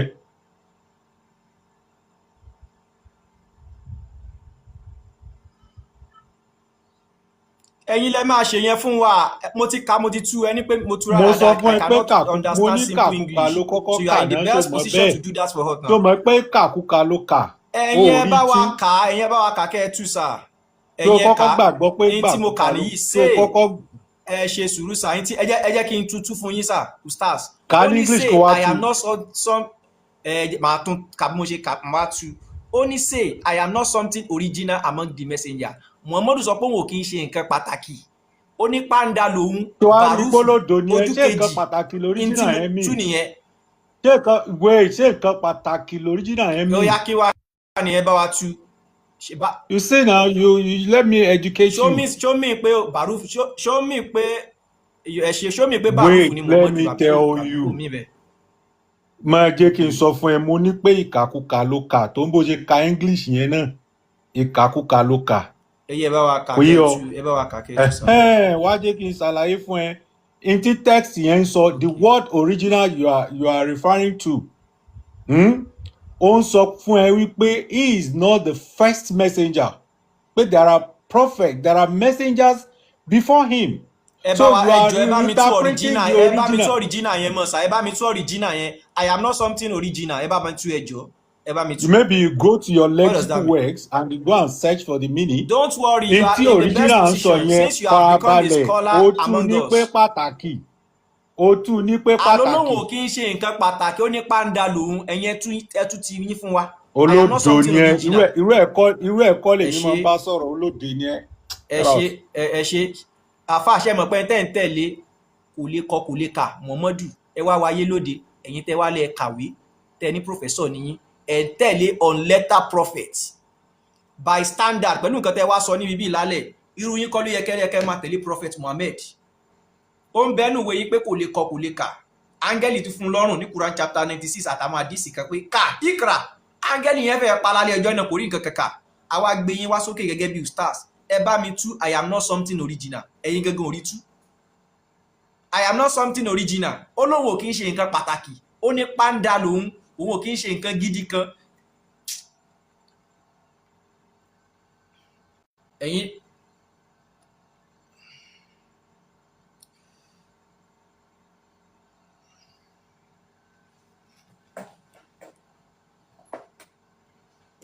agbèfàfà stars kí stars tú ẹ̀wọ̀n nǹkan tí stars wá padà wá ṣe ìwé lálẹ́. Network mi ṣe I am not something original ẹ tú sí Yorùbá fún wa ká gbọ́ kẹ́ sọ pé nǹkan tí mo tú yẹn kò right. Èèyàn náà ò kí ń ṣèyàn pàtàkì láàrin àwọn òjíṣẹ́ ó ní nǹkan I am just a clear warner. Èèyàn náà ò kí ń ṣe nǹkan pàtàkì ẹ̀yin ní pé kò túmọ̀ sí pé ó pàtàkì kí ni ẹjọ́ yẹn. Evangelist Paul ẹni ànábì ò kí ń ṣe nǹkan pàtàkì bọ ó mú nǹkan pàtàkì wá. ìwé yín ló sọ ẹjọ́ torí Ọlọ́run èmi ò sọ bẹ́ẹ̀ ìwé tí mo kà ló sọ bẹ́ẹ̀. ẹni ìwé wa sọ bẹ́ẹ̀ bọ iṣẹ́ èèyàn tí ò kí ń ṣe èèyàn pàtàkì ṣó lè mú nǹkan pàtàkì wá ni ṣó possible kí ẹ má jẹ èèyàn pàtàkì kó lè mú pàtàkì. My brother, God bless you, sir. My brother, Ọlọ́run máa bá mi ṣe dáadáa fún yín. Islam tó wá mú wá Islam tó wá mú wá ṣé kò ń ṣe nǹkan pàtàkì nìyẹn. Islam ò kì í ṣe nǹkan pàtó náà ni mo sọ fún yín pé nǹkan àwọn ẹlẹ́bọ ló mú wá fún yín. Ìrun tẹ́ ń kí àwọn Sabians lónìí ká máa gbàwẹ̀ nínú àwẹ̀ ram ẹ̀yin náà brother ẹ jẹ́ kí n bá yín sọ̀rọ̀ lálẹ́. Ṣé ẹni tó rí ẹ̀ pé kan máa ń jẹun láago 5 àárọ̀ kó sọ fáyé pé òun gbàwẹ̀ tó bá dago 2? No, ẹni tó bá wà ní in his right senses tí wọ́n ti tọwọ́ bọ làkà ẹ̀ ṣó lè jẹun láago 5 àárọ̀ kí lè dẹ́ mọ̀ kó tẹ̀ sọ fún gbogbo àwọn yé pé mò ń gbàwẹ̀ o. Àwọn àfáà yẹn wá bójú jẹ́ wà fún un pọ̀ tọ́mọ́tì àfà kí ló dé tẹ́ fi rán kalẹ̀ mò ń gbààwẹ̀ ni àwí àdìsí tó wá mọ̀ sọ̀rọ̀ kan tó yẹ pé tí má ti kà àdìsí yẹn mọ́ pa mí lẹ́rìn. Àdìsí yẹn sọ pé tó o bá ń gbààwẹ̀ lọ́wọ́ ó ní tẹ́nì kankan bá tọ́ ẹ níjà ó ní kó o sọ fẹ́ nìyẹn pé tí ẹ bá ṣe pé mò ń gbààwẹ̀ ó ní kó o sọ lẹ́ẹ̀mẹ́ka if not that I'm fasting if not that I'm fasting if not that I'm fasting àwẹ̀ àwọn Farisí. ìta ń sọ náà nìyẹn pé wọn ẹni tó tí ò kí ń ṣe nǹkan pàtàkì ò lè mú nǹkan pàtàkì wá fún yín. Ẹ̀yin náà wà lókè ńgbà tá àfà yẹn ń sọ lẹ́ẹ̀kan pé àwọn kọ̀ọ̀kan dénú ná ṣé nǹkan pàtàkì ló mú wá fún yín ló sọ pé gbogbo yín ò kọ́ dénú ná ẹ wọ̀ kọ́ jóná kegun ṣé bẹ́ẹ̀ wà lókè ńgbà tá àfà yẹn ń tú àyà yẹn fún wa ó ní gbogbo ẹ̀yin mùsùlùmí ẹ wọ̀ kọ́ jóná. Ìta ń sọ fún yín gangan nìyẹn pé ẹni tí ò kí ń ṣe nǹkan pàtàkì ò lè mú nǹkan pàtàkì wá fún yín. Ẹ̀yin náà ẹ wá dúró owó tẹ̀ ń san sà ẹ wá dúró owó tẹ̀ ń san sà ẹ wá dúró owó tẹ̀ ń san tẹ̀ fi lọ ń kíìsì òkúta dúdú ní Mẹ́kà ṣé nǹkan ó lè jẹ́ nǹkan pàtàkì. Àní nínú báìbù yín ó ní àwọn kan tí Báyọ̀ bá ni tó jù wọ́n sínú náà àwọn 3 báyìí. Ọba jù wọ́n sínú náà báwo ló ṣe wá papọ̀ mọ́ pọ́lọ́ fẹ́ jù yín sínú náà. Ẹ jọ̀ọ́ mo fẹ́ béèrè lọ́wọ́ yín pé ṣé wọ́n jóná. Wọ́n jóná wọ́n ní Jésù wọ́n ní ẹ máa gbọ́ mi ẹ farabalẹ̀ nínú ìwé Daniel ẹ sọ yẹn ọba yẹn sọ pé mo rí ẹnìkan tó wà pẹ̀lú wọn ìrísí rẹ̀ sì jọ ìrísí ọmọ Ọlọ́run. so Ọ̀rọ̀ àpáàdì táwa tẹ́yìn náà lọ bá kò wà sí ẹ Jésù máa pẹ̀lú gbọ́ yín mi bẹ́ẹ̀. tí àwa náà bá wà nínú Ẹ iná bẹ́yìn náà ṣe sọ ànábì máa wà pẹ̀lú wa a lè jóná irọ́ ẹ lẹ mọ̀ pa báwa máa sá. jóná ni Ìwé báwo àdìsí lẹ̀yin ṣe sọ mọ̀ pa pé máa ẹ jóná kọ́kọ́ ẹ farabalẹ̀. bá gbanú Ìwé iná àdìsí kọjá yín báwo wáyé pé lẹ̀yin ṣe lóòótọ́ mọ̀ ọ̀rọ̀ pa lẹ máa sọ, ìwé jóná àdìsí ò ní sọ fún yín. Àfa ó ìjọ yẹ ẹ ṣe ẹmú àdìsí sùúrù. ẹmú bí tádìsí sọ pé tàbá wà nínú àmà jóná wa Àfihàn pé máa tàbá jóná. Màá fún yín lẹ́rìí, ẹ ṣe sùúrù, ẹ promise mi tí máa ti fún yín ní ẹ̀rí ẹmú wa lálẹ́ pé ẹ máa jóná. Kódà ibi ó lẹ́ jóná, gbogbo bọ́dì yín ni ó jóná. Ó ní àmì ó yẹ sẹ̀bíbá, ẹmú ẹ jáde farabalẹ̀ jọ. Ó ní àmì sẹ̀bíbá orí yín lásán báyìí. Màá fún yín, ṣé tí mo bá ti fún yín ṣẹ́ gbà Jésù lálẹ́ ẹ kò nínú ewu náà. Ẹ má waste time mi, máa fún yín lálẹ́ yìí. Tí má ti mú fún yín, ó lẹ́ jóná àmì sẹ̀bíbá. Ẹ jẹ́ kí n wo rí yín, ẹ̀yin ò lámì dúdú lórí, tí yín ti ta ẹ má bínú. Tọ̀tá yín ti gbé lọ́rùn àpáàdì. Bọ́ ẹ ti mọ̀ tí mo túmọ̀ sí. Torí pé ó ní àwọn tó ní àmì sẹ̀bíbá lórí, òun ni a wà yọ gbogbo àgọ́ ara wọn ti jóná pátápátá. Pé òun máa mú àmì dúdú yẹn, ó lóun máa ṣẹ̀ wá lọ gbìn. Ọlọ́mọ jẹ́ ká àpadà sí aburú òní dé bá wa o. Nígbà téèyàn bá kú nílé ayé, àwọn mùsùlùmí tẹ́ni ẹ bá kú láago kan káago méjì tó lù kó tó lù, wọ́n so látorí dẹ́sẹ̀. Ìjọsìn mọ́kọ́ níbi tó ti ń sin òkú mùsùlùmí, mo ní ẹjọ́ ṣó ó fẹ́ ṣẹ̀wọ̀n nínú sàárè ni? Èmi ò mọ̀ pé bóyá ń sin wọ́n ni. Wọ́n dẹ̀ so ẹni yẹn lókùn láì so màálù. Okùn tán fi so ẹni yẹn gan wọn lè fi so màálù mọ́lẹ̀. Ẹ wá wo orú ìyà yẹn nínú sàárè. Nígbà tán bá tún láwa ní gbogbo ní àmì sẹ̀bíbá orí wọn náà fi wá yọ wọn. Àlọ́ wa lọ mú àmì sẹ̀bíbá yẹn, yóò wá ṣẹ̀ lọ plant ẹ̀, yóò ṣẹ̀ lọ gbìn. Wọ́n ní yóò ṣẹ̀ wá máa germinate, wọ́n ṣẹ̀ máa wù láì gbin àgbàdo. Ẹ wo ẹ̀sìn àgbákò. Mo like yín doctor, and I'm not attacking your personality. I want you to be safe. Paul sọ pé it is God's desire that all men should be safe. Paul nínú Corinthians ó ní nígbà tí mo dé sàárín 1 Corinthians chapter 2 verse 2, I decide not to know anything save Christ who was crucified. Ó tún sọ nínú ìwé Róòmù pé mo gbàrí ẹ̀ àwọn ọmọ Ísírẹ́lì jẹ́ wípé wọ́n ní ìtara sí iṣẹ́ Olúwa. Ó ní but their zeal is not according to knowledge. Doctor, mo gbẹ̀rí yín jẹ́ lálẹ́ pé ní ìtara sí nǹkan ti Ọlọ́run. Tẹ́ ẹ̀ bá ní ìtara ni ẹni send request wá sókè, ṣùgbọ́n ìtara tẹ́ níyẹn ọ̀dọ̀ Muhammadu tẹ́ mú lọ yẹn ìparun ni. Bíbélì sọ fún wa pé ọ̀nà kan bẹ tó dára ní ojú ènìyàn. èmi ti gbọ́ gbogbo nǹkan tẹ̀ ń sọ ẹ máa gbọ́ mi bí táwa kà fún yín lẹ́ẹ̀kẹ́ ẹ ṣe sùúrù sẹ́. Quran chapter 19 ẹ ṣe sùúrù. Màá fún yín evidence ẹ kí ọkọ bẹ̀rẹ̀ láti inú Quran chapter ẹni kí n ṣe kí ni? Kí lẹ́ni kí n ṣe fún yín? Doctor, màá fẹ́ kẹ́ ẹ jí padà ní alẹ́. Ẹ kúrò lẹ́yìn ìtẹ̀jì. Ṣé ń gbọ́ mi? Ṣẹ́yìn gbà pé ẹ̀rọ ń bẹ nínú Quran? Ẹ̀mọ́ ẹ̀rọ nínú Quran wà. Ẹ̀rọ tó wà nínú Bible. Ẹ̀rọ ń bẹ nínú Al-Quran. Ẹ̀rọ tó wà nínú Bible ó ju ti Quran lọ.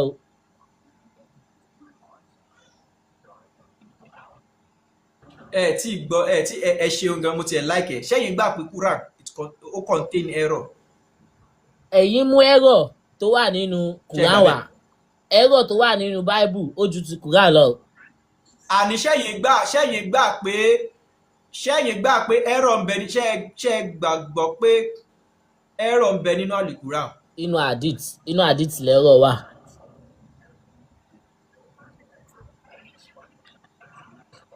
Tí máa fi ẹ̀rọ hàn yín nínú Quran kọ́. Àní inú hadith.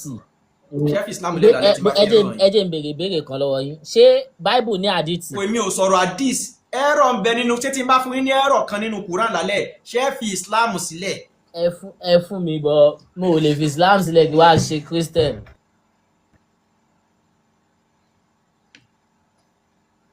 Ẹ fún mi.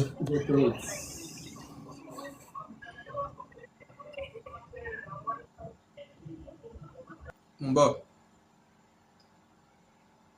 Ẹ jẹ́ bá wa power tap.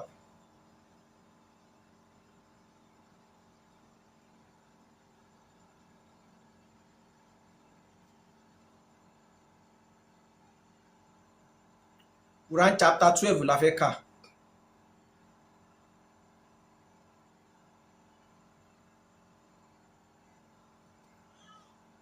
Ẹ jọ̀ọ́ má bínú, network mi ló slow bí.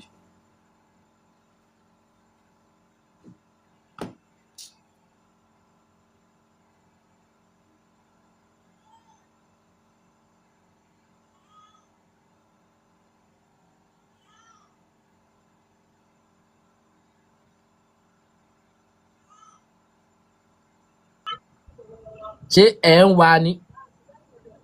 Ẹ ṣe sùúrù, Quran mo ti sọ fún yín pé Quran 12 ni mo fẹ́ kà, but network mi slow. Ẹ ṣe sùúrù fún mi.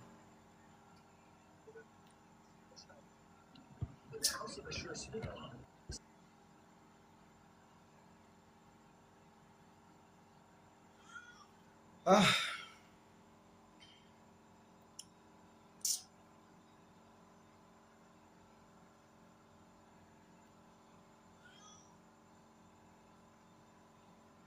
Ẹ jọ̀ọ́ ẹ bá wa power tap kẹ́ bá wa share program yìí o. Yóò dára fún wa lórúkọ Jésù.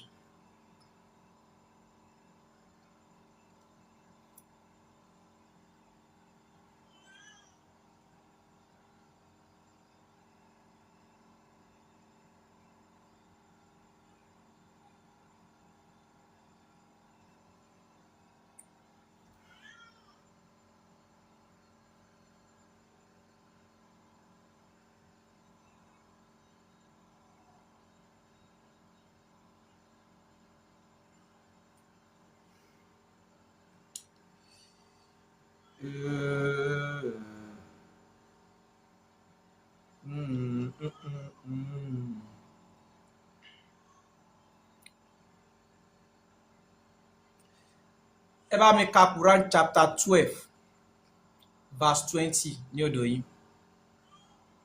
Doctor, Quran chapter 12 verse 20.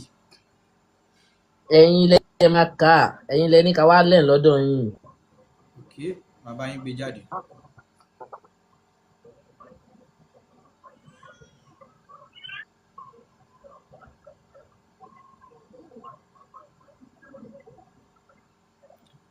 Ó sọ pé they sold him, that is Joseph, for a miserable price, for a few dirhams, counted out in such low estimation did they hold him.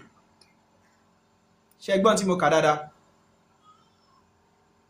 ẹni dẹ̀ sold kí lè báwo lè kà náà. They later sold him àbí. They sold him, They that later is sold Joseph. They sold, ẹ jẹ́ kí n put it by. They sold Joseph for a miserable price, for a few dirhams, counted out ẹjọ níbo in ẹjọ such níbo lẹ ń kà. Quran chapter 12 verse 20. Ẹ bá mi ṣe Ẹ jẹ́ lórí kí ní wò ó. kẹ́ ẹ ṣí kẹ́ ẹ kà lọ́dọ̀ yín fún wa. Alẹ́ lẹ ti gbọ́dọ̀ fi Islam lẹ̀. Tẹ́ bá ti rí i pé àgbàkú ẹ̀rọ tá a là ṣe ni, ẹ lọ wò wá fún mi. ẹ jẹ́ kí wo bí tẹ́ Àgbàkú ń kà. ẹ̀rọ tí Allah ṣe nínú Quran tẹ́ ẹ lè rójú tì sí lálẹ́ o nìyẹn. Ẹ pe ẹni ìmáàmù Adé jẹ́ wa kó wo wá bí- sọ́ọ̀bù ẹ̀wọ̀n lérí sọ́ọ̀fù.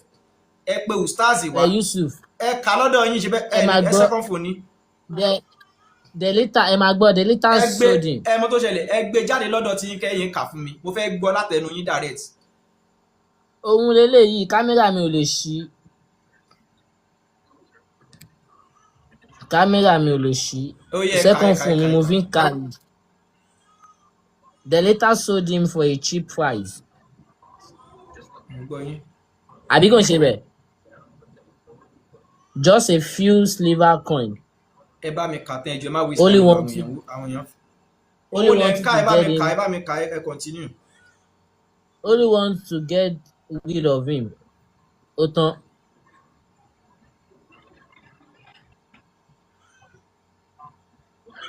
Kí wàá lẹ ló wrong bíbà. Ìkàkùkà lẹ́ka.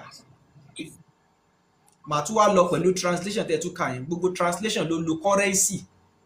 Ẹ máa gbọ́ mi. Ẹ fún wa ní proof pé ní ayé ìgbà Joseph díhàmù yẹn ni wọ́n ń lò tí wọ́n ń ná láyé ìgbà yẹn.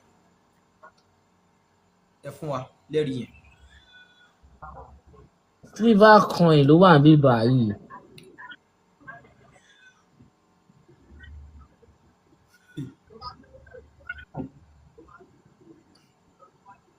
ẹ má wọrí ẹ jẹ́ n bá yín gbé jáde ẹ gbé èmi jáde. tún sọ fún yín pé àti coins yìí o àti coin èmi màá tún lọ ẹ̀yin ẹ má wo Islam lálẹ́ yìí o ẹ má wo Islam o ẹ má wo Islam lálẹ́ o kíkiní ìtúwó tún lòdù láti gbé sí bá kámẹ́rà lásán ok tó dàbò tí lò àfà ẹ bá mi kà á.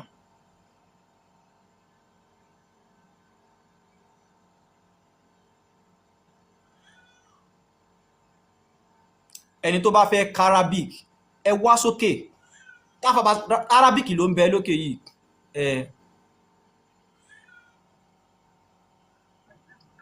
and there were kí lélẹ̀ mi ò rí dáadáa o mo ń lo glass.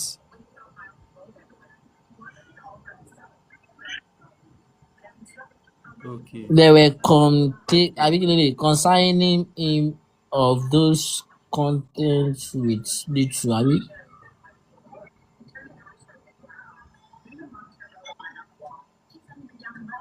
ẹ jọ̀ọ́ ẹ bá wa kà fún yẹn dín mo ń ṣe bákanbákan. And they sold him for a reduced price, a few dirhams, and they were concerning him of those content with little. Problem tá a ní àṣìṣe àgbákò tó ń bẹ níbi pé ẹ pé àwọn àfáà yín wá ṣé kọ́rẹ́nsì tán ná nígbà ayé Joseph ṣóńlélẹ̀.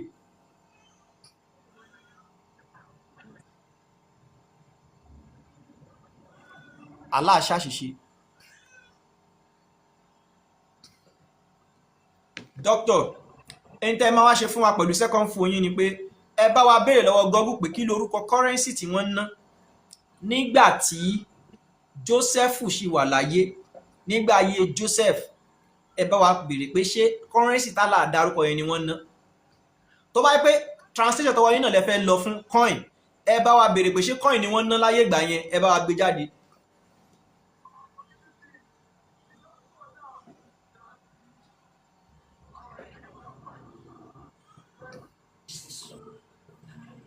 ẹ̀rí pẹ́yìn kò lè sọ̀rọ̀ ẹ bá wa ṣí ẹ̀ sáwọn àfáà yín ká wá fún wa ní irú àìṣe wo làlá ṣe nù bí báyìí. Quran chapter 12 verse 20 kò tẹ́ ẹ lérí tú kí lẹ fẹ́ ẹ̀yà ń gbọ́ yín. ẹ máa gbọ́ ẹni ìkìlọ̀ mú gọ́gù wá ìgbà ó ní gọ́gù gan fún ara ẹ̀ dáyé tó máa fi mọ kọ́rẹ́nsì tọ̀ náà nígbà ayé Joseph àbíkú.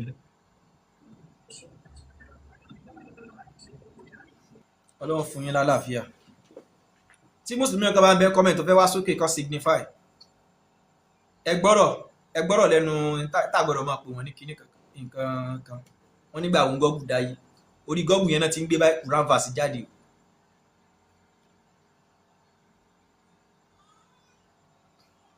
aláàṣì ọ̀pọ̀lọpọ̀ àṣìṣe tí ò lójútùú ẹni tó dá yàtọ̀ ọ̀run tó sọ pé ìṣòwò mọ bẹ lórí àlùkùrán àwọn oníjẹ́ kọ́wọ́ bàjẹ́ kan ọwọ́ bàjẹ́ ti kan Quran náà in fact Quran go claim pé kò sí contradiction nínú òun ẹni tó bá lè fún mi ní àyà nù Quran tó sọ pé I do not contain contradiction ẹ jẹ́ kó send request wá sókè yóò jẹ́ bùn just give me a verse in the Quran that says that this Quran has no contradiction mo challenge gbogbo ẹ̀yin imam ẹ̀yin malam ẹ̀yin ustaz tó tẹ́ bá rí kẹ́ jẹ́ àtẹ̀yin mùsùlùmí tẹ́ ń bẹ comment section ẹ fún wa níbi tí Quran gangan ti sọ pé òun ò contain contradiction Allah ò sọ bẹ́ẹ̀ àwọn mùsùlùmí ló ń dá problem yẹn sálà lọ́rùn ìtayà Quran sọ ni pé ṣé ẹ̀rọ nípa àlùkùrán yìí ni ó ní tó bá jẹ́ pé kò wá láti ọ̀dọ̀ àwa Ọlọ́run ni ẹ bá ti máa rí ọ̀pọ̀lọpọ̀ nǹkan tí ó mọ takora wọn nínú rẹ̀ ní tí Quran sọ nìyẹn.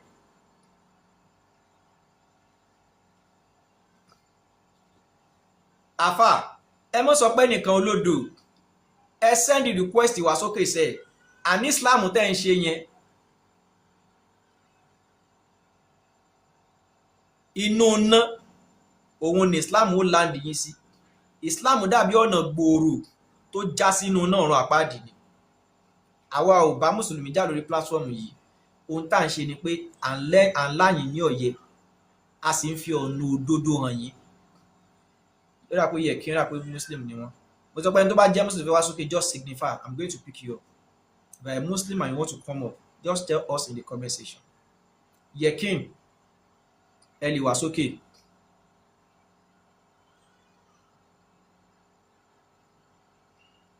Ìtó tún jẹ́ bábámbárì tá tún ṣe ni pé a fẹ́ jẹ́ kí ẹ bá wọn gba àwẹ̀ Ramadan torí pé àwẹ̀ ẹbọ ni.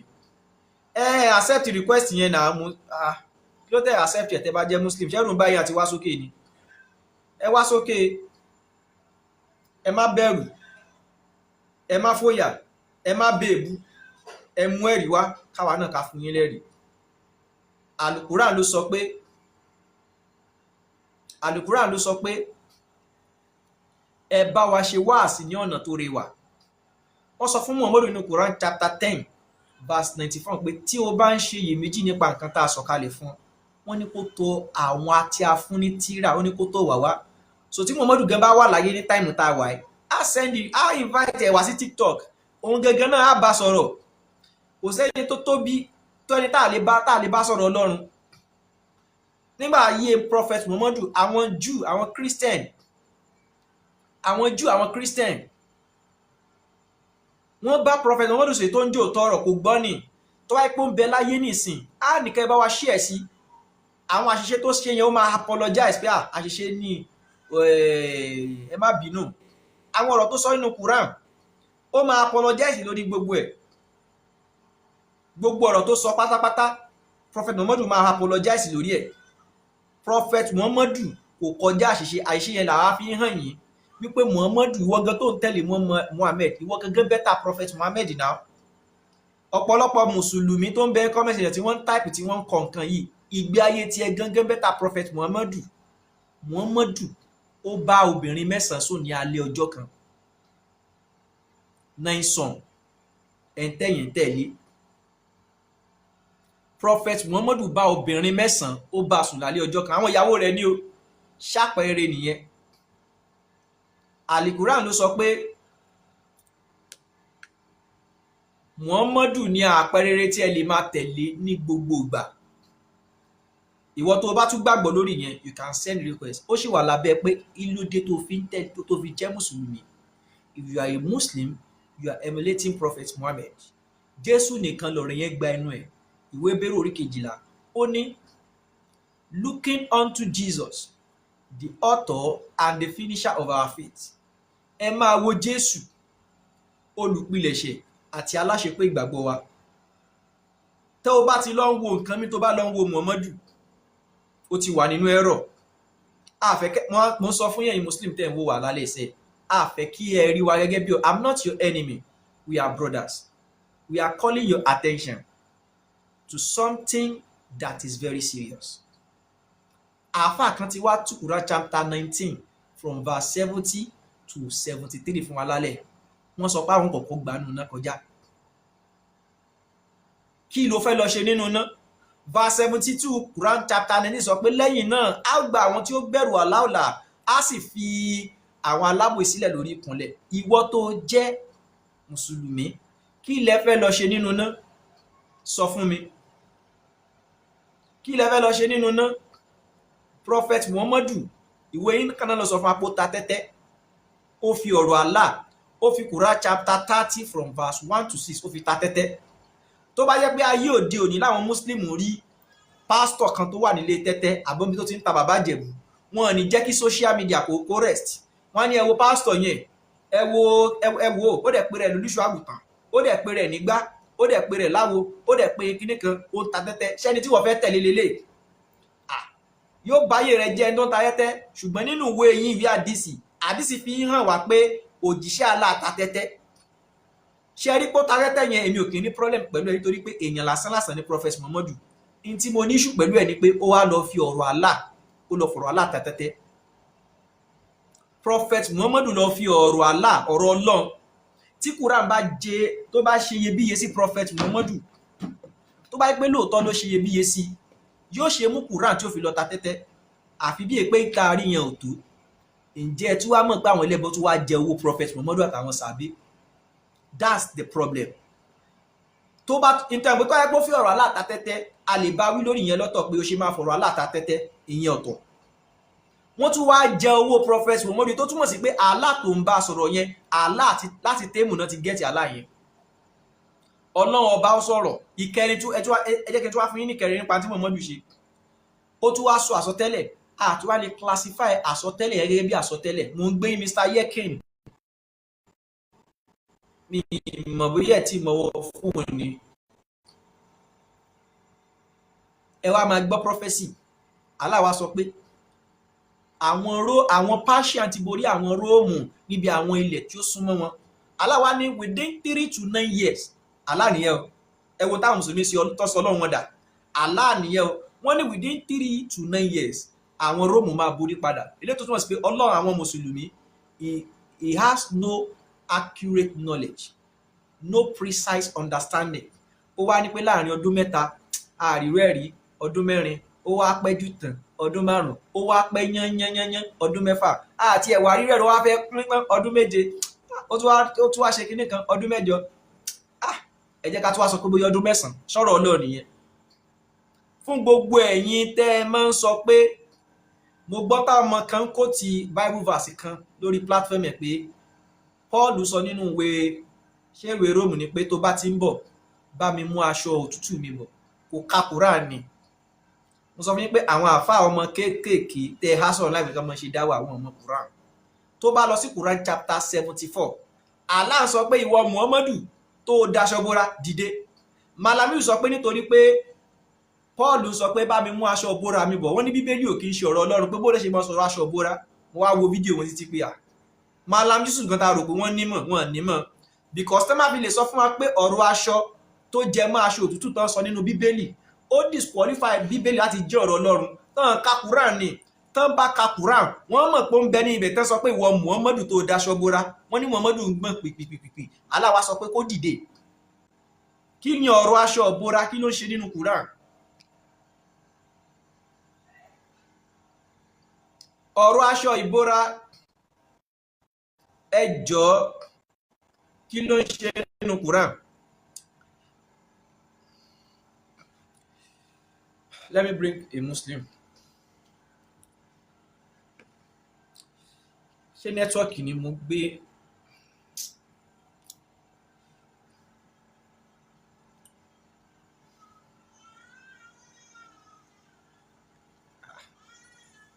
Kí ló ń ṣe nẹ́tíwọ́ọ̀kì yìí?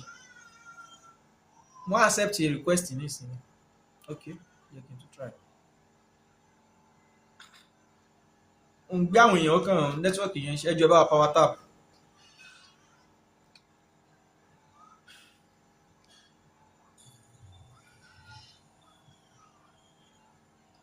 Dókítà mi lè gbé yín wọlé mọ́, ẹ má bínú. Ẹ share program yìí sí àwọn àfáà yín. Ẹ̀yin ò ní ìmọ̀ nípa rẹ̀. Mo ti sọ fún yín. Quran chapter 74, ẹ̀yin mùsùlùmí, ẹ wá sọ fún wa kí ni ọ̀rọ̀ aṣọ ìbora, kí ló ń ṣe nínú àlùkùrán? Ìwọ tó daṣọ bora dìde. Malami sọ pé nítorí pé Paul sọ pé ìwọ kinní kan tó bá ti ń bọ̀ bá mi mú aṣọ òtútù mi bọ̀ tí mo gbàgbé sí kinní kan. Wọ́n ní so therefore nítorí pé wọ́n sọ̀rọ̀ aṣọ bora nínú Bíbélì kò kí ń ṣe ọ̀rọ̀ Ọlọ́run. Èmi náà wá ń challenge ẹ̀yin mùsùlùmí lálẹ́, gbogbo ẹ̀yin mùsùlùmí tẹ́ ń wò wá. Nínú Quran chapter 74, kí ni ọ̀rọ̀ aṣọ ìbora, kí ló ń ṣe níbi bẹ̀? Tálà fi ń sọ pé ìwọ Muhammadu tó daṣọ bora dìde nílẹ̀. Ṣọ́rọ̀ Ọlọ́run nìyẹn. Kí ni tèmi àti tiẹ̀ náà pẹ̀lú ọ̀rọ̀ aṣọ ìbora? Mo mọ̀ wípé kò sí mùsùlùmí tá a máa rí. Tọ́pì kan tẹ́ lè gbé sókè táwọn mùsùlùmí tẹ́ request wọn bí 100 ó ní pé is Jesus God? The doctrine of Trinity. Ìyẹn máa ń rí. Ẹni kan wá dìfẹ́ ni pé kí lọ́rọ̀ aṣọ ìbora ń ṣe nínú Quran wọn nílé rí sọ. Ẹ̀yin náà jẹ́ kí n fún yín láyà kan nínú Quran. Is that not Quran chapter 33? Ó ní ẹ̀yin tí ẹ gbàgbọ́ ní òdodo ẹ̀yin mùsùlùmí. Ẹ mọ́ ṣe wá sílé ànábì tá a bá ti fìwé pè yín. Ẹ̀yin tí a bá fìwé pè, ẹ̀yin ni kẹ́ ẹ wá. Ẹ̀yin tẹ́ bá tún wá tí wọ́n bá sọ pé kẹ́ ẹ wọlé kẹ́ ẹ wá jẹun, ẹ má ṣe wọlé kẹ́ ẹ wá jẹun nítorí pé ẹ̀ ń kó ìnira bá Allah. Ojú sì ń ti òjíṣẹ́, ẹ̀ ń kó ìnira bá òjíṣẹ́ Allah. Ojú sì ń ti òjíṣẹ́ Allah. Ojú ò ti Allah. Ẹ jọ̀ọ́ ibi tí mo kà yẹn kí mùsùlùmí wá sọ fún wa kí ni benefit ẹ̀? Ṣọ́rọ̀ Ọlọ́run nìyẹn. Ẹ̀yin tẹ́ wá jẹun nílé ànábì ẹ má wọlé o. tẹ́ ẹ mọ́ wọlé tán bá ti fi wé pé yẹn má wà tẹ́ ẹ bá wá sílé prophet Muhammadu ó ń sọ fún wa pé ẹ mọ́ wọlé tán bá sọ pé oúnjẹ jiná ní kẹ́ ẹ tó wọlé wá jẹun lọ́dọ̀ prophet Muhammadu wọ́n tún wá sọ pé tẹ́ ẹ bá ti jẹun tán wọ́n ní ẹ má dúró ẹlẹ́sìn mìíràn ẹ máa ń lọ nítorí pé ẹ̀ ń kónira bá òjíṣẹ́ Allah ṣùgbọ́n ojú sì ń ti òjíṣẹ́ Allah ṣùgbọ́n ojú ò ti Allah ẹ mọ ibi tí problem wà nínú ayé yìí pẹ̀lú ó fọ́ ní àbí ọ̀rọ̀ tẹ́ bá ka Quran yóò fọ́ ní ẹ mọ̀ wé kílẹ̀ ń ka sọ̀rọ̀ náà sí lélẹ̀ èmi ìfẹ́ gbé Quran dà nítorí pé tí kú bá fi lè ka Quran mọ́yàn lọ́wọ́ èèyàn yóò explain níjọba ọ̀run táyà èèyàn máa explain níjọba ọ̀run èèyàn mélòó ló ń jẹun nílé prophet Muhammadu tó fi prophet Muhammadu wé Jésù Jesus fed 3,000 people in a place in the book of John and he fed 5,000 people nígbà tí ebi ń pa wọ́n èèyàn mélòó ló ń jẹun nílé Muhammadu tó ń kó nira bá Muhammadu ẹ wàá mọ problem tó ń bẹ nínú àyà yẹn sọ pé ojú ń ti Muhammadu láti sọ fáwọn èèyàn ṣùgbọ́n ojú ò ti Allah ẹ wá bá wa béèrè lọ́wọ́ àwọn mùsùlùmí pé ta ló padà sọ revelation yẹn fún wọn ẹni tó bá ní làákàì tó ní inú tó ń rò gidigidi gan ẹni tó bá ní làákàì tó ní inú tó ń rò gidi ó yẹ kó pe rẹ̀ jókòó pẹ́ dúró àyà yìí sọ pé ojú ń ti òjíṣẹ́ Allah ṣùgbọ́n ojú ò ti Allah ta ló wá padà sọ revelation yẹn gidi tó wá padà sọ revelation yẹn fáwọn èèyàn láti mọ̀ pé in tí Muhammadu ò ní courage láti sọ fáwọn èèyàn ó kàn máa ṣubú lulẹ̀ ó kàn máa sọ pé òun gba wáyìí á dẹ̀ pass as message fún wọn kò ẹ̀rù àwọn sàbẹ̀ǹbà kan wọ́n ṣe máa kojú wọn pé ẹ má wá sílé mi mọ́ o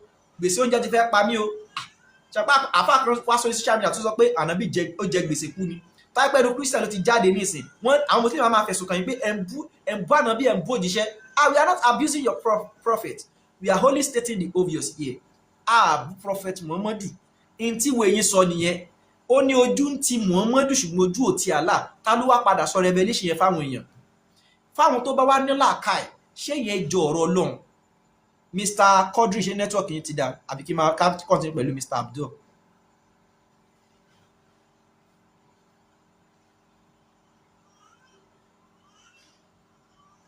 Mr.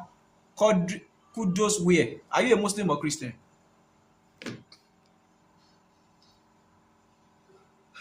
Nígbà tá a gbọ́ nǹkan látọ̀dọ̀ wọn. Mr. Abu, are you with us? Assalamu alaikum. Wa alaikum salam wa rahmatullahi wa barakatuh. Àlàáfíà lè wà. Kí lè fẹ́ bá wa dá sí nínú nǹkan láti ṣe látàrí? Náà? Kí lè fẹ́ bá wa sọ? Kí ni nǹkan tẹ́ fẹ́ bá wa dá sí nínú gbogbo nǹkan tẹ́ ti gbọ́ tà ń sọ láti àárọ̀? Mo sọ join. Ẹ ṣe join ẹ ṣeun. Kí ló tẹ́ fi jẹ́ Mùsùlùmí?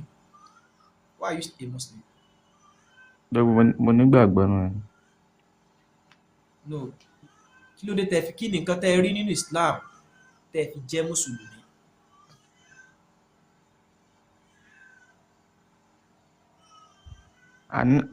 Mo nígbàgbọ́ nù ẹ̀ náà. Ṣé ẹ nígbàgbọ́ pé lóòótọ́ lẹ́kọ̀ọ́kọ́ jóná kẹ́ tó lọ sí paradísì Allah? Ṣára gbàgbọ́ yín náà nìyẹn.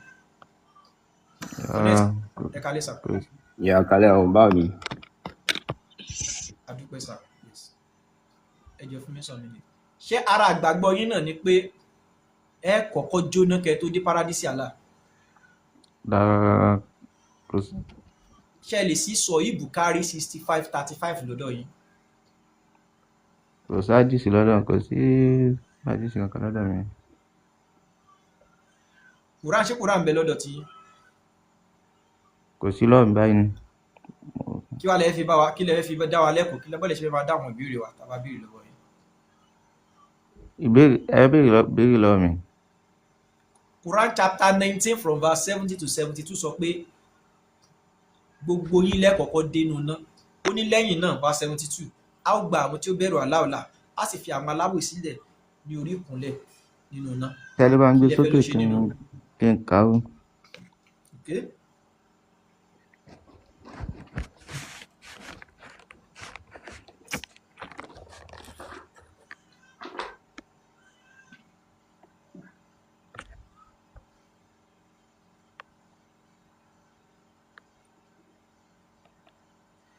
Quran 19 jẹ́ kí n bá yín gbé láti 70 to 74 kí ẹ lè ka context.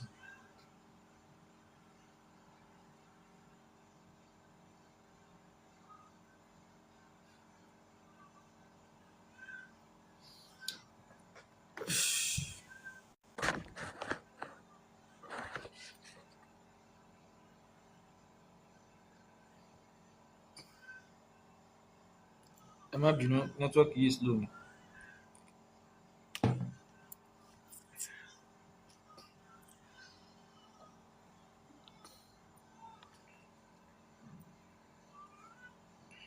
Ṣé ẹ rí iná rí? Ẹgbẹ́ sí dáadáa, ẹgbẹ́ sí dáadáa.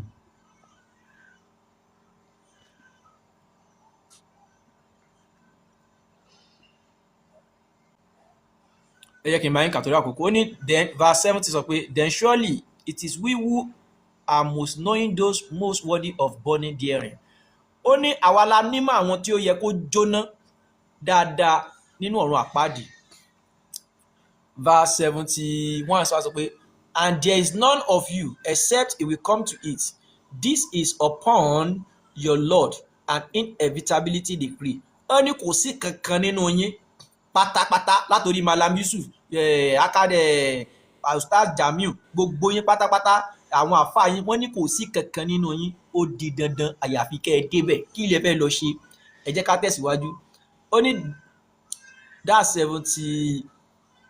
71 nìyẹn. Verse 71 pé then we will save those who fear Allah and leave the wrong doers within it on their knees. Ó ní lẹ́yìn náà a ó gba àwọn tí ó bẹ̀rù Allah là. Kí lẹ sọ? Ẹ lè gbé látòkè ká wo ẹni tó ń bá wí tó rà tí mẹ́rin. Ẹni tó ń bá wí. Then lọ́rẹ̀ ti bẹ̀rẹ̀. Nǹkan kan ní bọ́bọ̀ kó tó kan dẹ̀.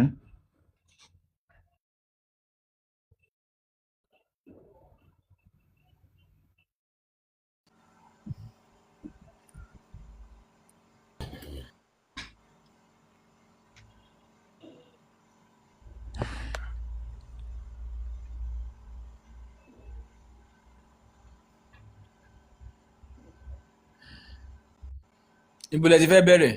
Verse 70 láti jẹ́ ká bẹ̀rẹ̀ láti 65.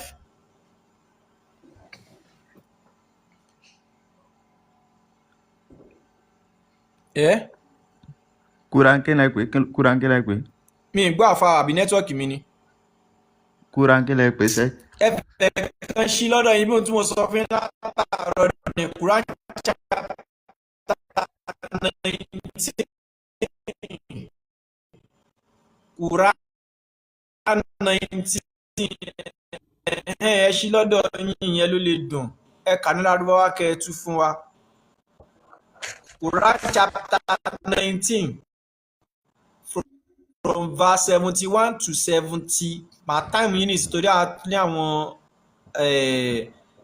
àwọn ẹlòmíín tá a fẹ́ bá sọ̀rọ̀ lálẹ́, especially máa fẹ́ láti bá Connect with Islam sọ̀rọ̀. Wọ́n dà pa àwọn bọ́lá Lárúbáwá Ọ̀sẹ̀ fẹ́ lọ nípa yẹn. díẹ̀ báyìí.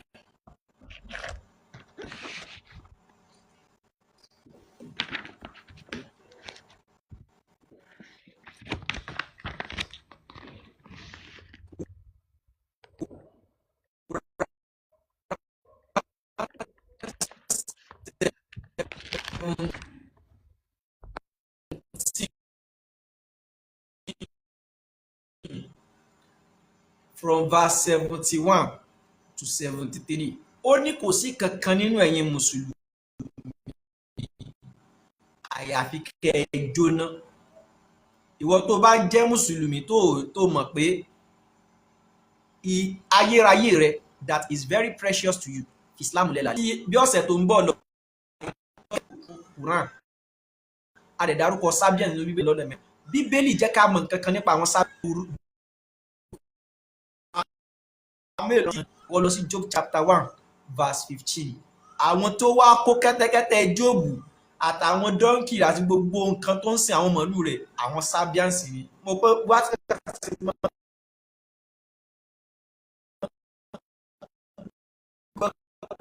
pé Jóòbù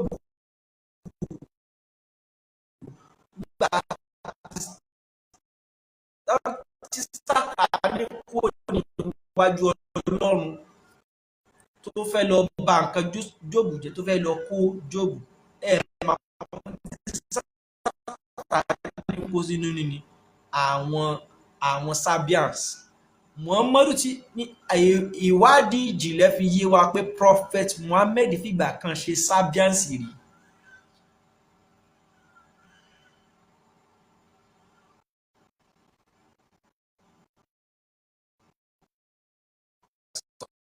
Jẹ́ kí n mọ condition network yìí.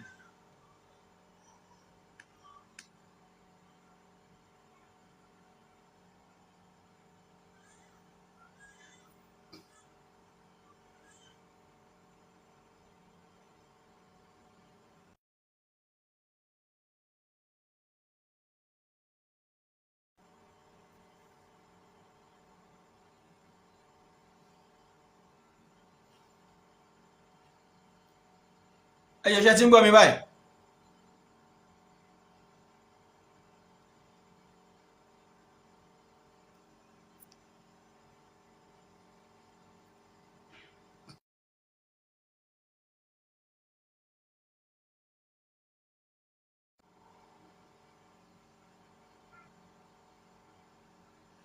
Everybody ti ń gbọ́ mi àbí? Connect with Islam ṣe wà bẹ́ẹ̀ yẹn. wà ń bí.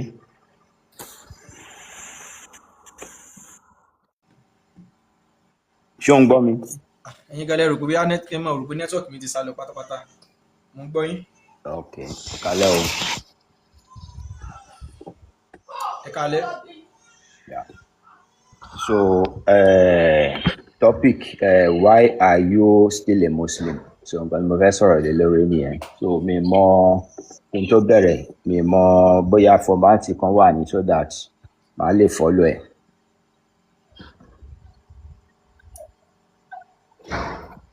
Ẹ̀yin láàrin ìṣẹ́jú méjì ẹ sọ fún wa kí ló dé tẹ́ fi jẹ́ mùsùlùmí. Ẹ jẹ́ ká gba apá bí ìwọlé. What is the assurance of salvation in Islam? Kí ni ìdánilójú ìyà ìnípẹ̀kun nínú Islam? No, ẹ jẹ́ kí n kọ́kọ́ bẹ̀rẹ̀ láti pé kí ni mo fi jẹ́ mùsùlùmí. So ẹ jẹ́ ká bẹ̀rẹ̀ láti bẹ̀. So number one, when we talk about religion, in the understanding of religion is opinion of God about things. What is the opinion of God about things? So generally, everybody will need opinion about different things. But the question is, what is opinion of God? So tẹ́ bá béèrè lọ́wọ́ Christian sì pé kí ni ẹ̀sìn yín sọ nípa nǹkan kan, what you are trying to find out is kí l'Ọlọ́run sọ. Tẹ́ bá béèrè lọ́wọ́ Muslim, even gan kẹ́ béèrè lọ́wọ́ oníṣẹ̀ṣe pé bóyá wọ́n fẹ́ lọ dáfà àbí nǹkan kan ni wọ́n fẹ́ mọ̀ nǹkan t'Ọlọ́run sọ. So religion is understood as the opinion of God about things. So and we talk about Islam. Islam is a way of establishing peaceful relationship with God. So to establish peaceful relationship with God means submitting to His will. So we believe generally wípé ìdí tí Ọlọ́run ṣe dá wa sílé ayé ó ní láti dán ìgbàgbọ́ wa wò gẹ́gẹ́ bóyá a fẹ́ràn òun àbí a fẹ́ràn òun. So ara bó dẹ̀ ṣe máa ń mọ̀ bóyá a fẹ́ràn òun ni pé ó la ọ̀nà lẹ̀ fún wa. So His will becomes the law. So those laws, even when we have the free will and we can exercise it to do whatever we like, there are certain times that our will or our desire is contrary to what God's will. So if we drop our will and submit to His will, then we say we are practicing Islam. So Islam is somebody who is trying to establish a peaceful relationship with God, meaning that anything tí Ọlọ́run bá ti sọ nǹkan tó ń ṣe náà nìyẹn. So I would believe that doing that, it earns you salvation. So bóyá mo lè rí time again later. So this is the brief explanation tí mo fẹ́. So and that is the reason why I'm still a Muslim today and I will continue to be Muslim till I die. I want to continue to be submitting to the will of God. So that's the summary. Will of Allah. Will of Allah. ẹ ṣeun. ṣé Gbogbo kí n tó alágbọ́ comment lórí yẹn ni. no ẹ má worry. Gbogbo alágbọ́ So definition wa pé okay, continue. gbogbo alágbọ́ definition Islam wọn àdẹ̀ ṣàbòsí lórí ẹ̀. Trying to establish peaceful relationship with God. And ẹ̀ẹ́dẹ̀gbọ́ nínú ọ̀rọ̀ wọn pé this is what you have to do to have salvation in Islam. Kò sí nǹkan pàtó kankan tá a lè ṣe nínú Islam tá a mọ̀ pé bí tá a bá ṣe nǹkan wọ̀nyí tí mo bá ṣe nǹkan yìí mo lè fọwọ́ ẹ̀ sọ̀yà wípé màá wọ paradísì Allah. Bíbélì sọ fún wa pé gbogbo òdodo wa ó ló dàbí àkìsà ẹlẹ́gbin. Àwa ti mọ bí a ṣe lè rí ìgbàlagbà nípasẹ̀ Jésù. Salvation through faith in Christ Jesus. Wọ́n dẹ̀ sọ fún wa pé in Islam you are just trying to reach God. Now, ìwé Hébérù orí kejì sọ fún wa pé ẹ jẹ́ kí n kà Hebrews chapter 2. Please, mo fẹ́ mọ̀ ṣé a máa ní equal time ní àbí you can talk anytime you want and I will just be limited to time. So I need to know that. Màá fúnra mi time, ẹ má worry, mo ti fi sórí yín. Okay. Hebrews chapter 2.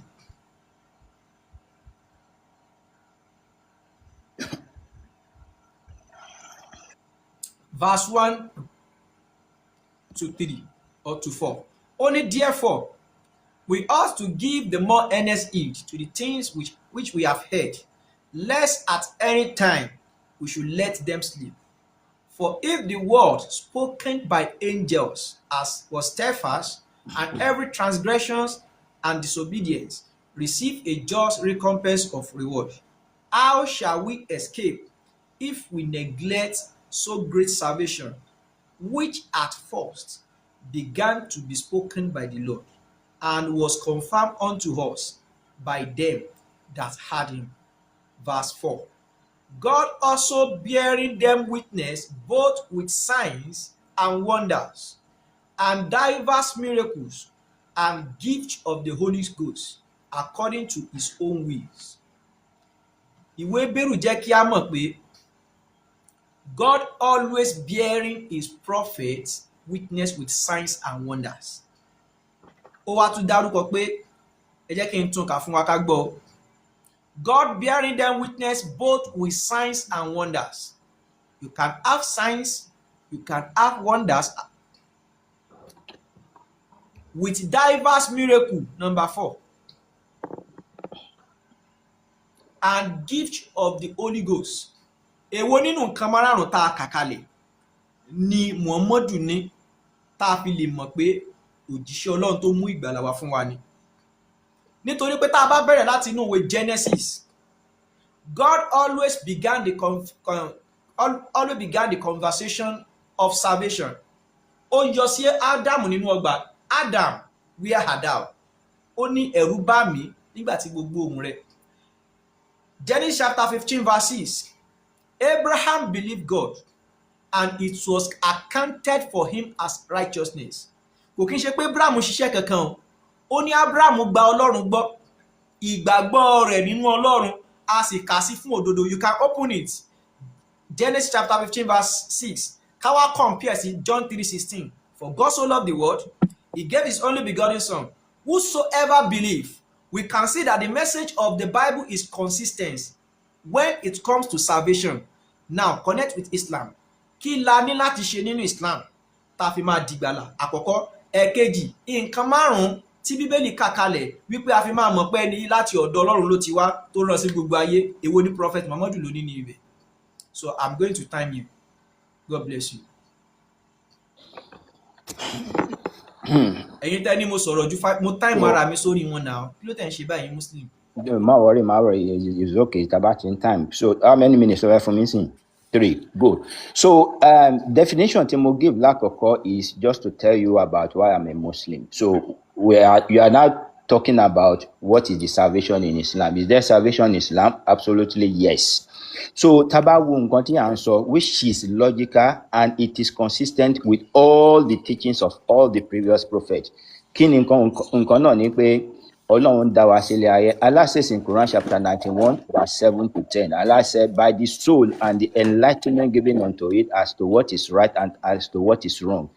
It succeeds, it that purify it, it fails, it that corrupt it. Kí ni nǹkan tó Ọlọ́run sọ fún wa? Nígbà tí Ọlọ́run fi ẹ̀mí ẹ̀ tó breathe into human being, when after breathing his soul into human being, that soul was in the state of purity. Ọlọ́run dẹ̀ sọ fún wa pé tí a bá máa padà sọ́dọ̀ òun, that soul must also be in a state of purity. Àríkà púpọ̀ nínú àwọn hadith tó yẹ pé Ànábì sallallahu alaihi wasallam sọ fún wa pé the only thing that contaminates the soul is the sin. So when you sin, it is like a black spot on a white cloth. If you don't take it out, it will keep on piling up until it becomes black.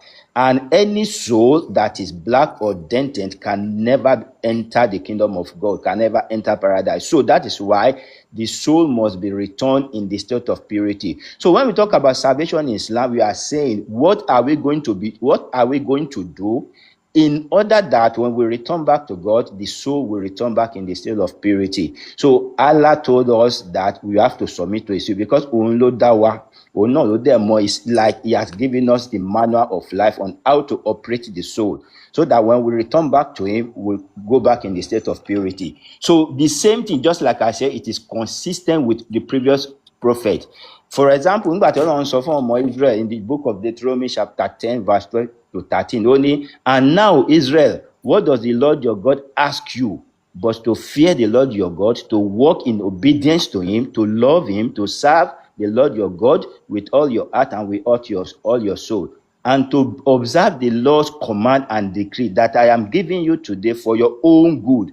So the same thing all over in Islam, the same thing all over every prophet of God. So for you to have that purity of soul, return back to God on the day of judgment, means salvation. The only thing you need to do is keep the commandment of God, obedience to God.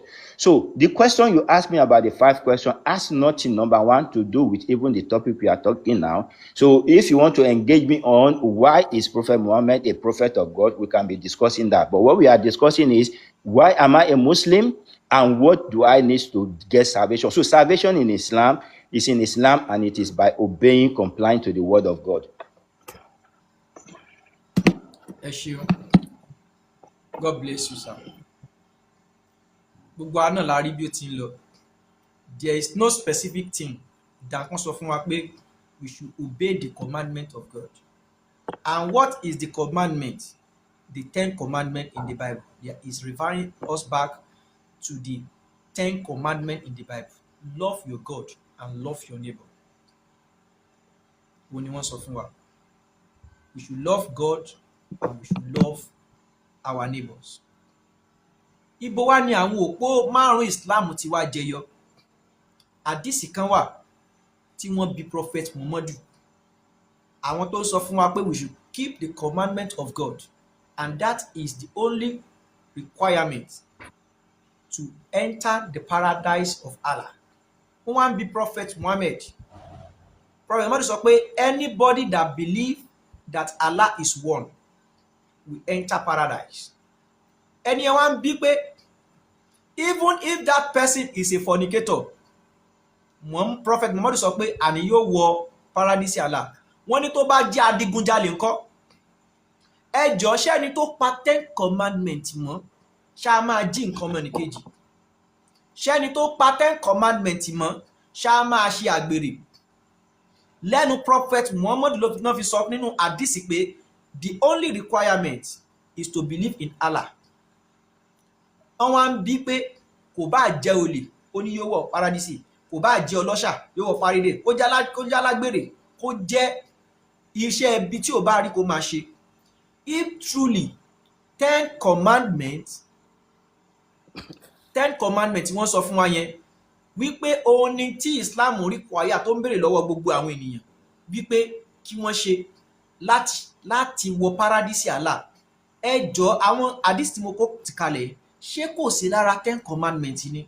Ìwọ kò gbọdọ̀ ṣojú kòkòrò. Ṣé Prophet Muhammad ṣojú kòkòrò ni? Ó ṣe ojú kòkòrò sí ìyàwó adopted son rẹ̀, gẹ́gẹ́ bí àwọn tafsir wọn kankan. Tafsir wọn kan sọ fún wa pé àbí hadith ni pé ó lọ kí Zainab nílé nígbà tí Zahid kò sí nílé. Nítorí àkókò wa, èmi ti sọ tí a ní láti ṣe láti rí ìgbàlà nínú Jésù gbà. Believe in Jesus Christ, believe in the death, mo ti ń bá ọ̀rọ̀ mi discuss o. burial and Bẹ́ẹ̀ni. resurrection. Ẹ fún ma gba time padà ti interject mi. Ẹ mọ̀ pé ọ̀hún ti mẹ́kì yìí. Believe in the death, in the birth, death, burial and resurrection of Christ. Gbàgbọ́ nínú ìbí rẹ̀, ikú, àjíǹde àti ìpadàbọ̀ rẹ̀. That is the requirement tó ní láti di ẹni ìgbàlà as a Christian. Ṣùgbọ́n lọ́dọ̀ àwọn Mùsùlùmí, ẹ rí pé tí wọ́n sọ fún wa yẹn, a lè bá bẹ́ẹ̀. 10 commandments yẹn, Muhammadu sọ pé you can violate that 10 commandments. O lè jẹ́ alágbèrè tó bá ti gbàgbọ́ nínú Allah, ó wọ paradise. O lè jẹ́ olè tó bá ti gbàgbọ́ nínú Allah, ó wọ paradise. Gbogbo àwa tá a gbọ́ wa ní alẹ́ láti mọ̀ pé kò sí ìgbàlà kankan nínú Islam. In tá a máa head on to now is that Quran chapter 46 verse 9 compared to the statement of Jesus. ṣé o mọ̀ pé ó ti lójú time lọ. Yes, mo ti lójú time. Ẹ fẹ́ react, mo fẹ́ ká bọ́ síbòmí ni mo fi ń sọ̀rọ̀ lómi sọ ẹ pé mo ti kúrò lórí ẹ̀. No, a lè bọ́ síbò mi, and this is something we are dealing with. Èmi ò Alright, no ká máa problem. yà kiri yẹn. Let's Don't deal worry. with one issue before the other.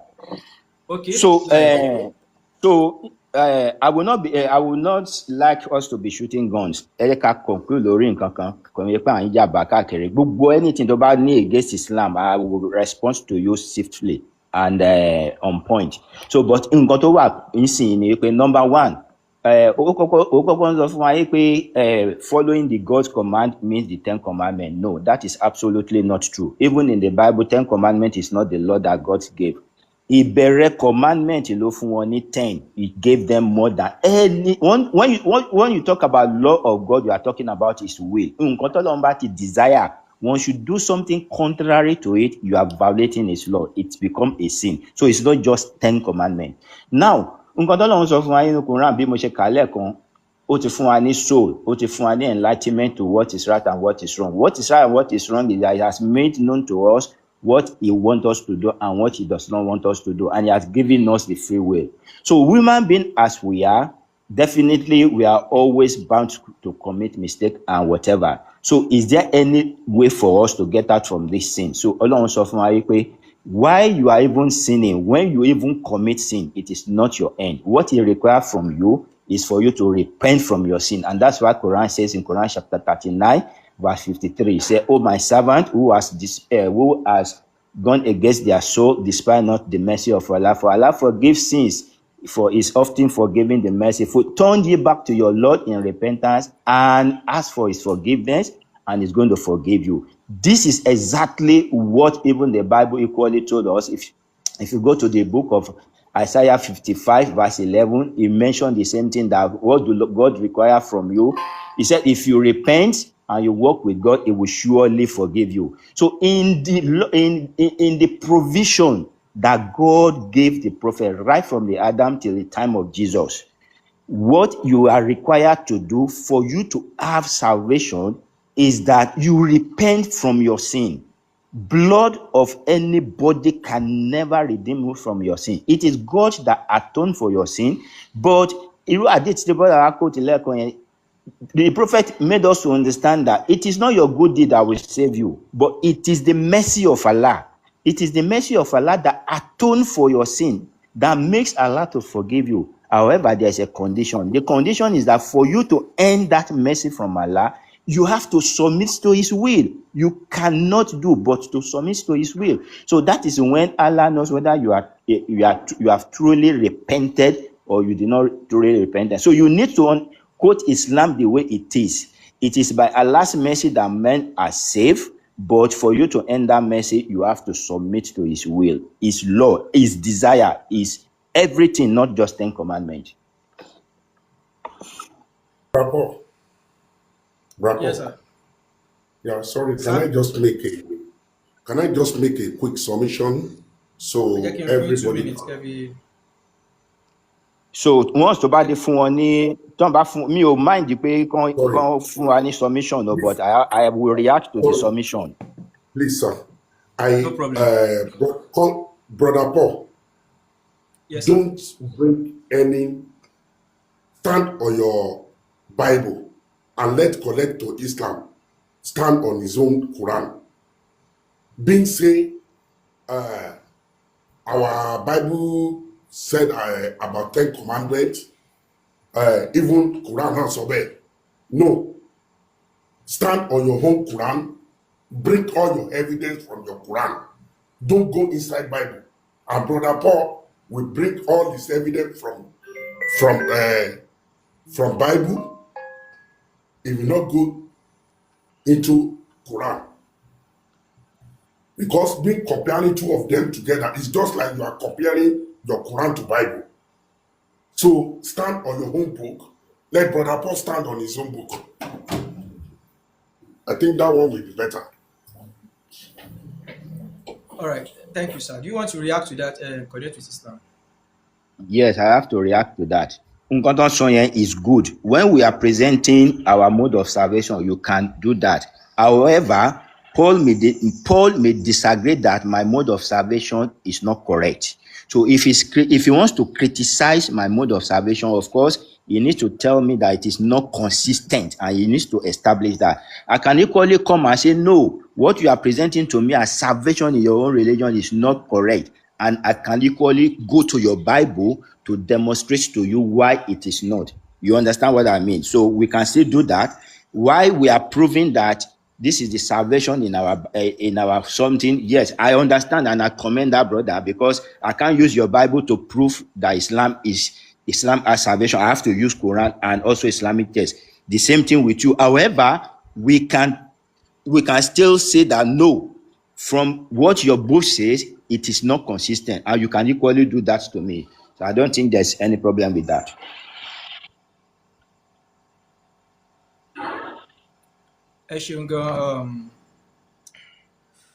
Connect with. Let me set my time.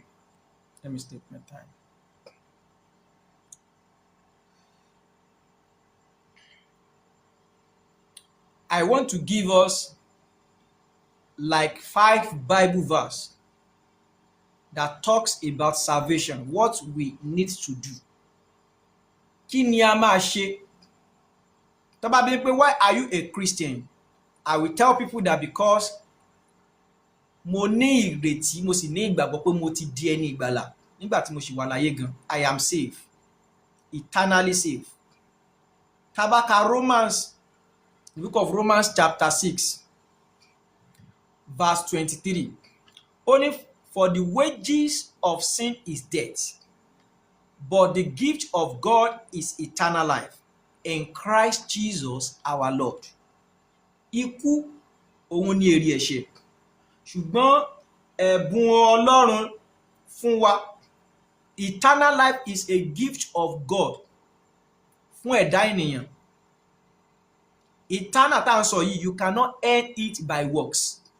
Connect with Islam is telling us that we can earn eternal life by works. Ṣùgbọ́n Bíbélì sọ pé rárá o, you cannot earn it by work. Ó wá sọ pé it is the gift of God.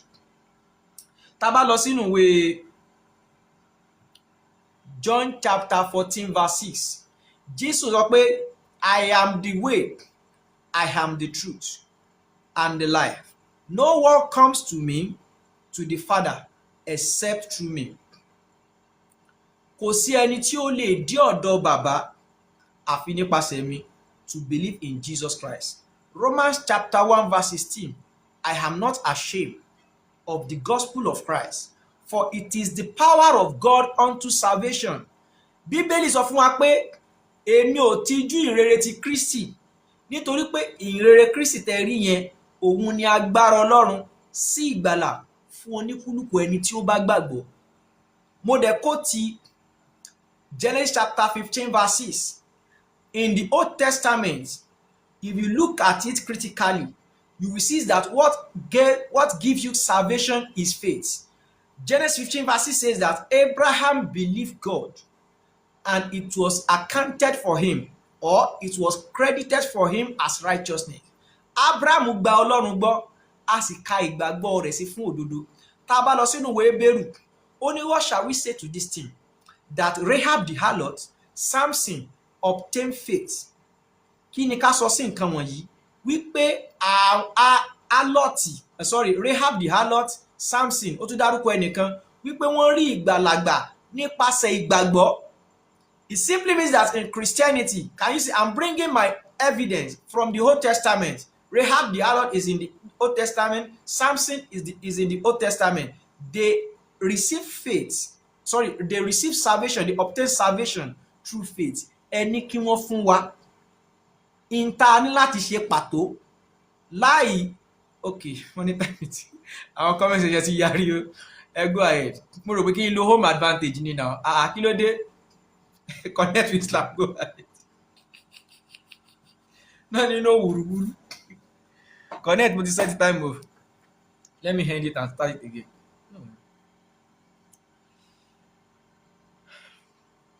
Mi gbọ́ yẹn, omi ti máa kí n lè start the time yẹn báyẹn. Okay, start now. All right. Let me restart. Okay, so bí ọ̀rọ̀ tá yẹn sọ, it is very clear in Islam that the only thing that can make you end the mercy of Allah is when you obey His law. Ọlọ́run sọ nínú Quran again, chapter 7, end part of verse chapter 7, the end part of verse 156 and 157, Masarika. Ọlọ́run sọ pé with my mercy I visit with my punishment I visit whom I will, but my mercy extends to all things. That mercy I shall ordain on those who do right and practice regular charity, and those who believe in our sign, those who follow the unlettered prophet, whom they find mentioned in their own scripture, the law and the gospel, for he command them what is just, and forbid them what is evil. He allowed for them as lawful what is good, and prohibit for them that which is bad. And he released from them the heavy burden and the yokes that is upon them. So it is those who believe him, honor him, help him, and follow the light that is sent down with him. These are the people that will succeed. So that's the salvation in Islam. It is grounded on the fact that there is no other opinion except the opinion of God. The opinion we are talking about is that it is God that is going to proclaim to you that this is who I am. This is what satisfies me. You cannot concoct anything. And that's the reason why I said this issue of salvation is consistent with all the prophets of God.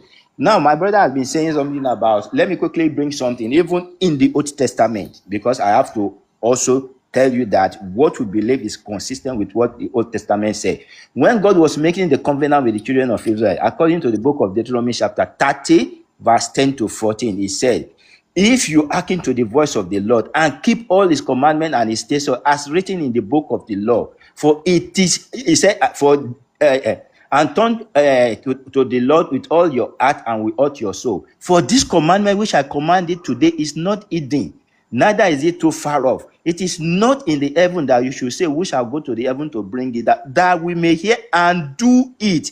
Underline, do it. Neither is it beyond the sea, or you should say, who will go to the depth of the sea, so that he will bring it to us and hear and do it. But the word is very near to you, to their mouth and to your heart, that you may do it. In verse 19, it says, I call heaven and earth to record this day against you, that I have set before you life and death, blessing and cursing. Therefore, choose life. So the life that God is saying we should choose is choose salvation. How do you choose this salvation? It is by following his law. You must do it not by faith. Work, not faith.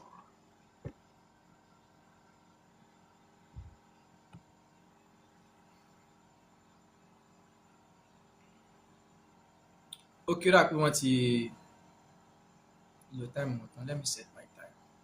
Remember till your time, it's a moment short up back to me. So, all right. The Bible told us clearly, only ẹnikẹ́ni tó bá ti rò pé òun máa rí ìgbàlagbà through works or through law, ó ló ti ṣubú kúrò nínú orí ọ̀fẹ́.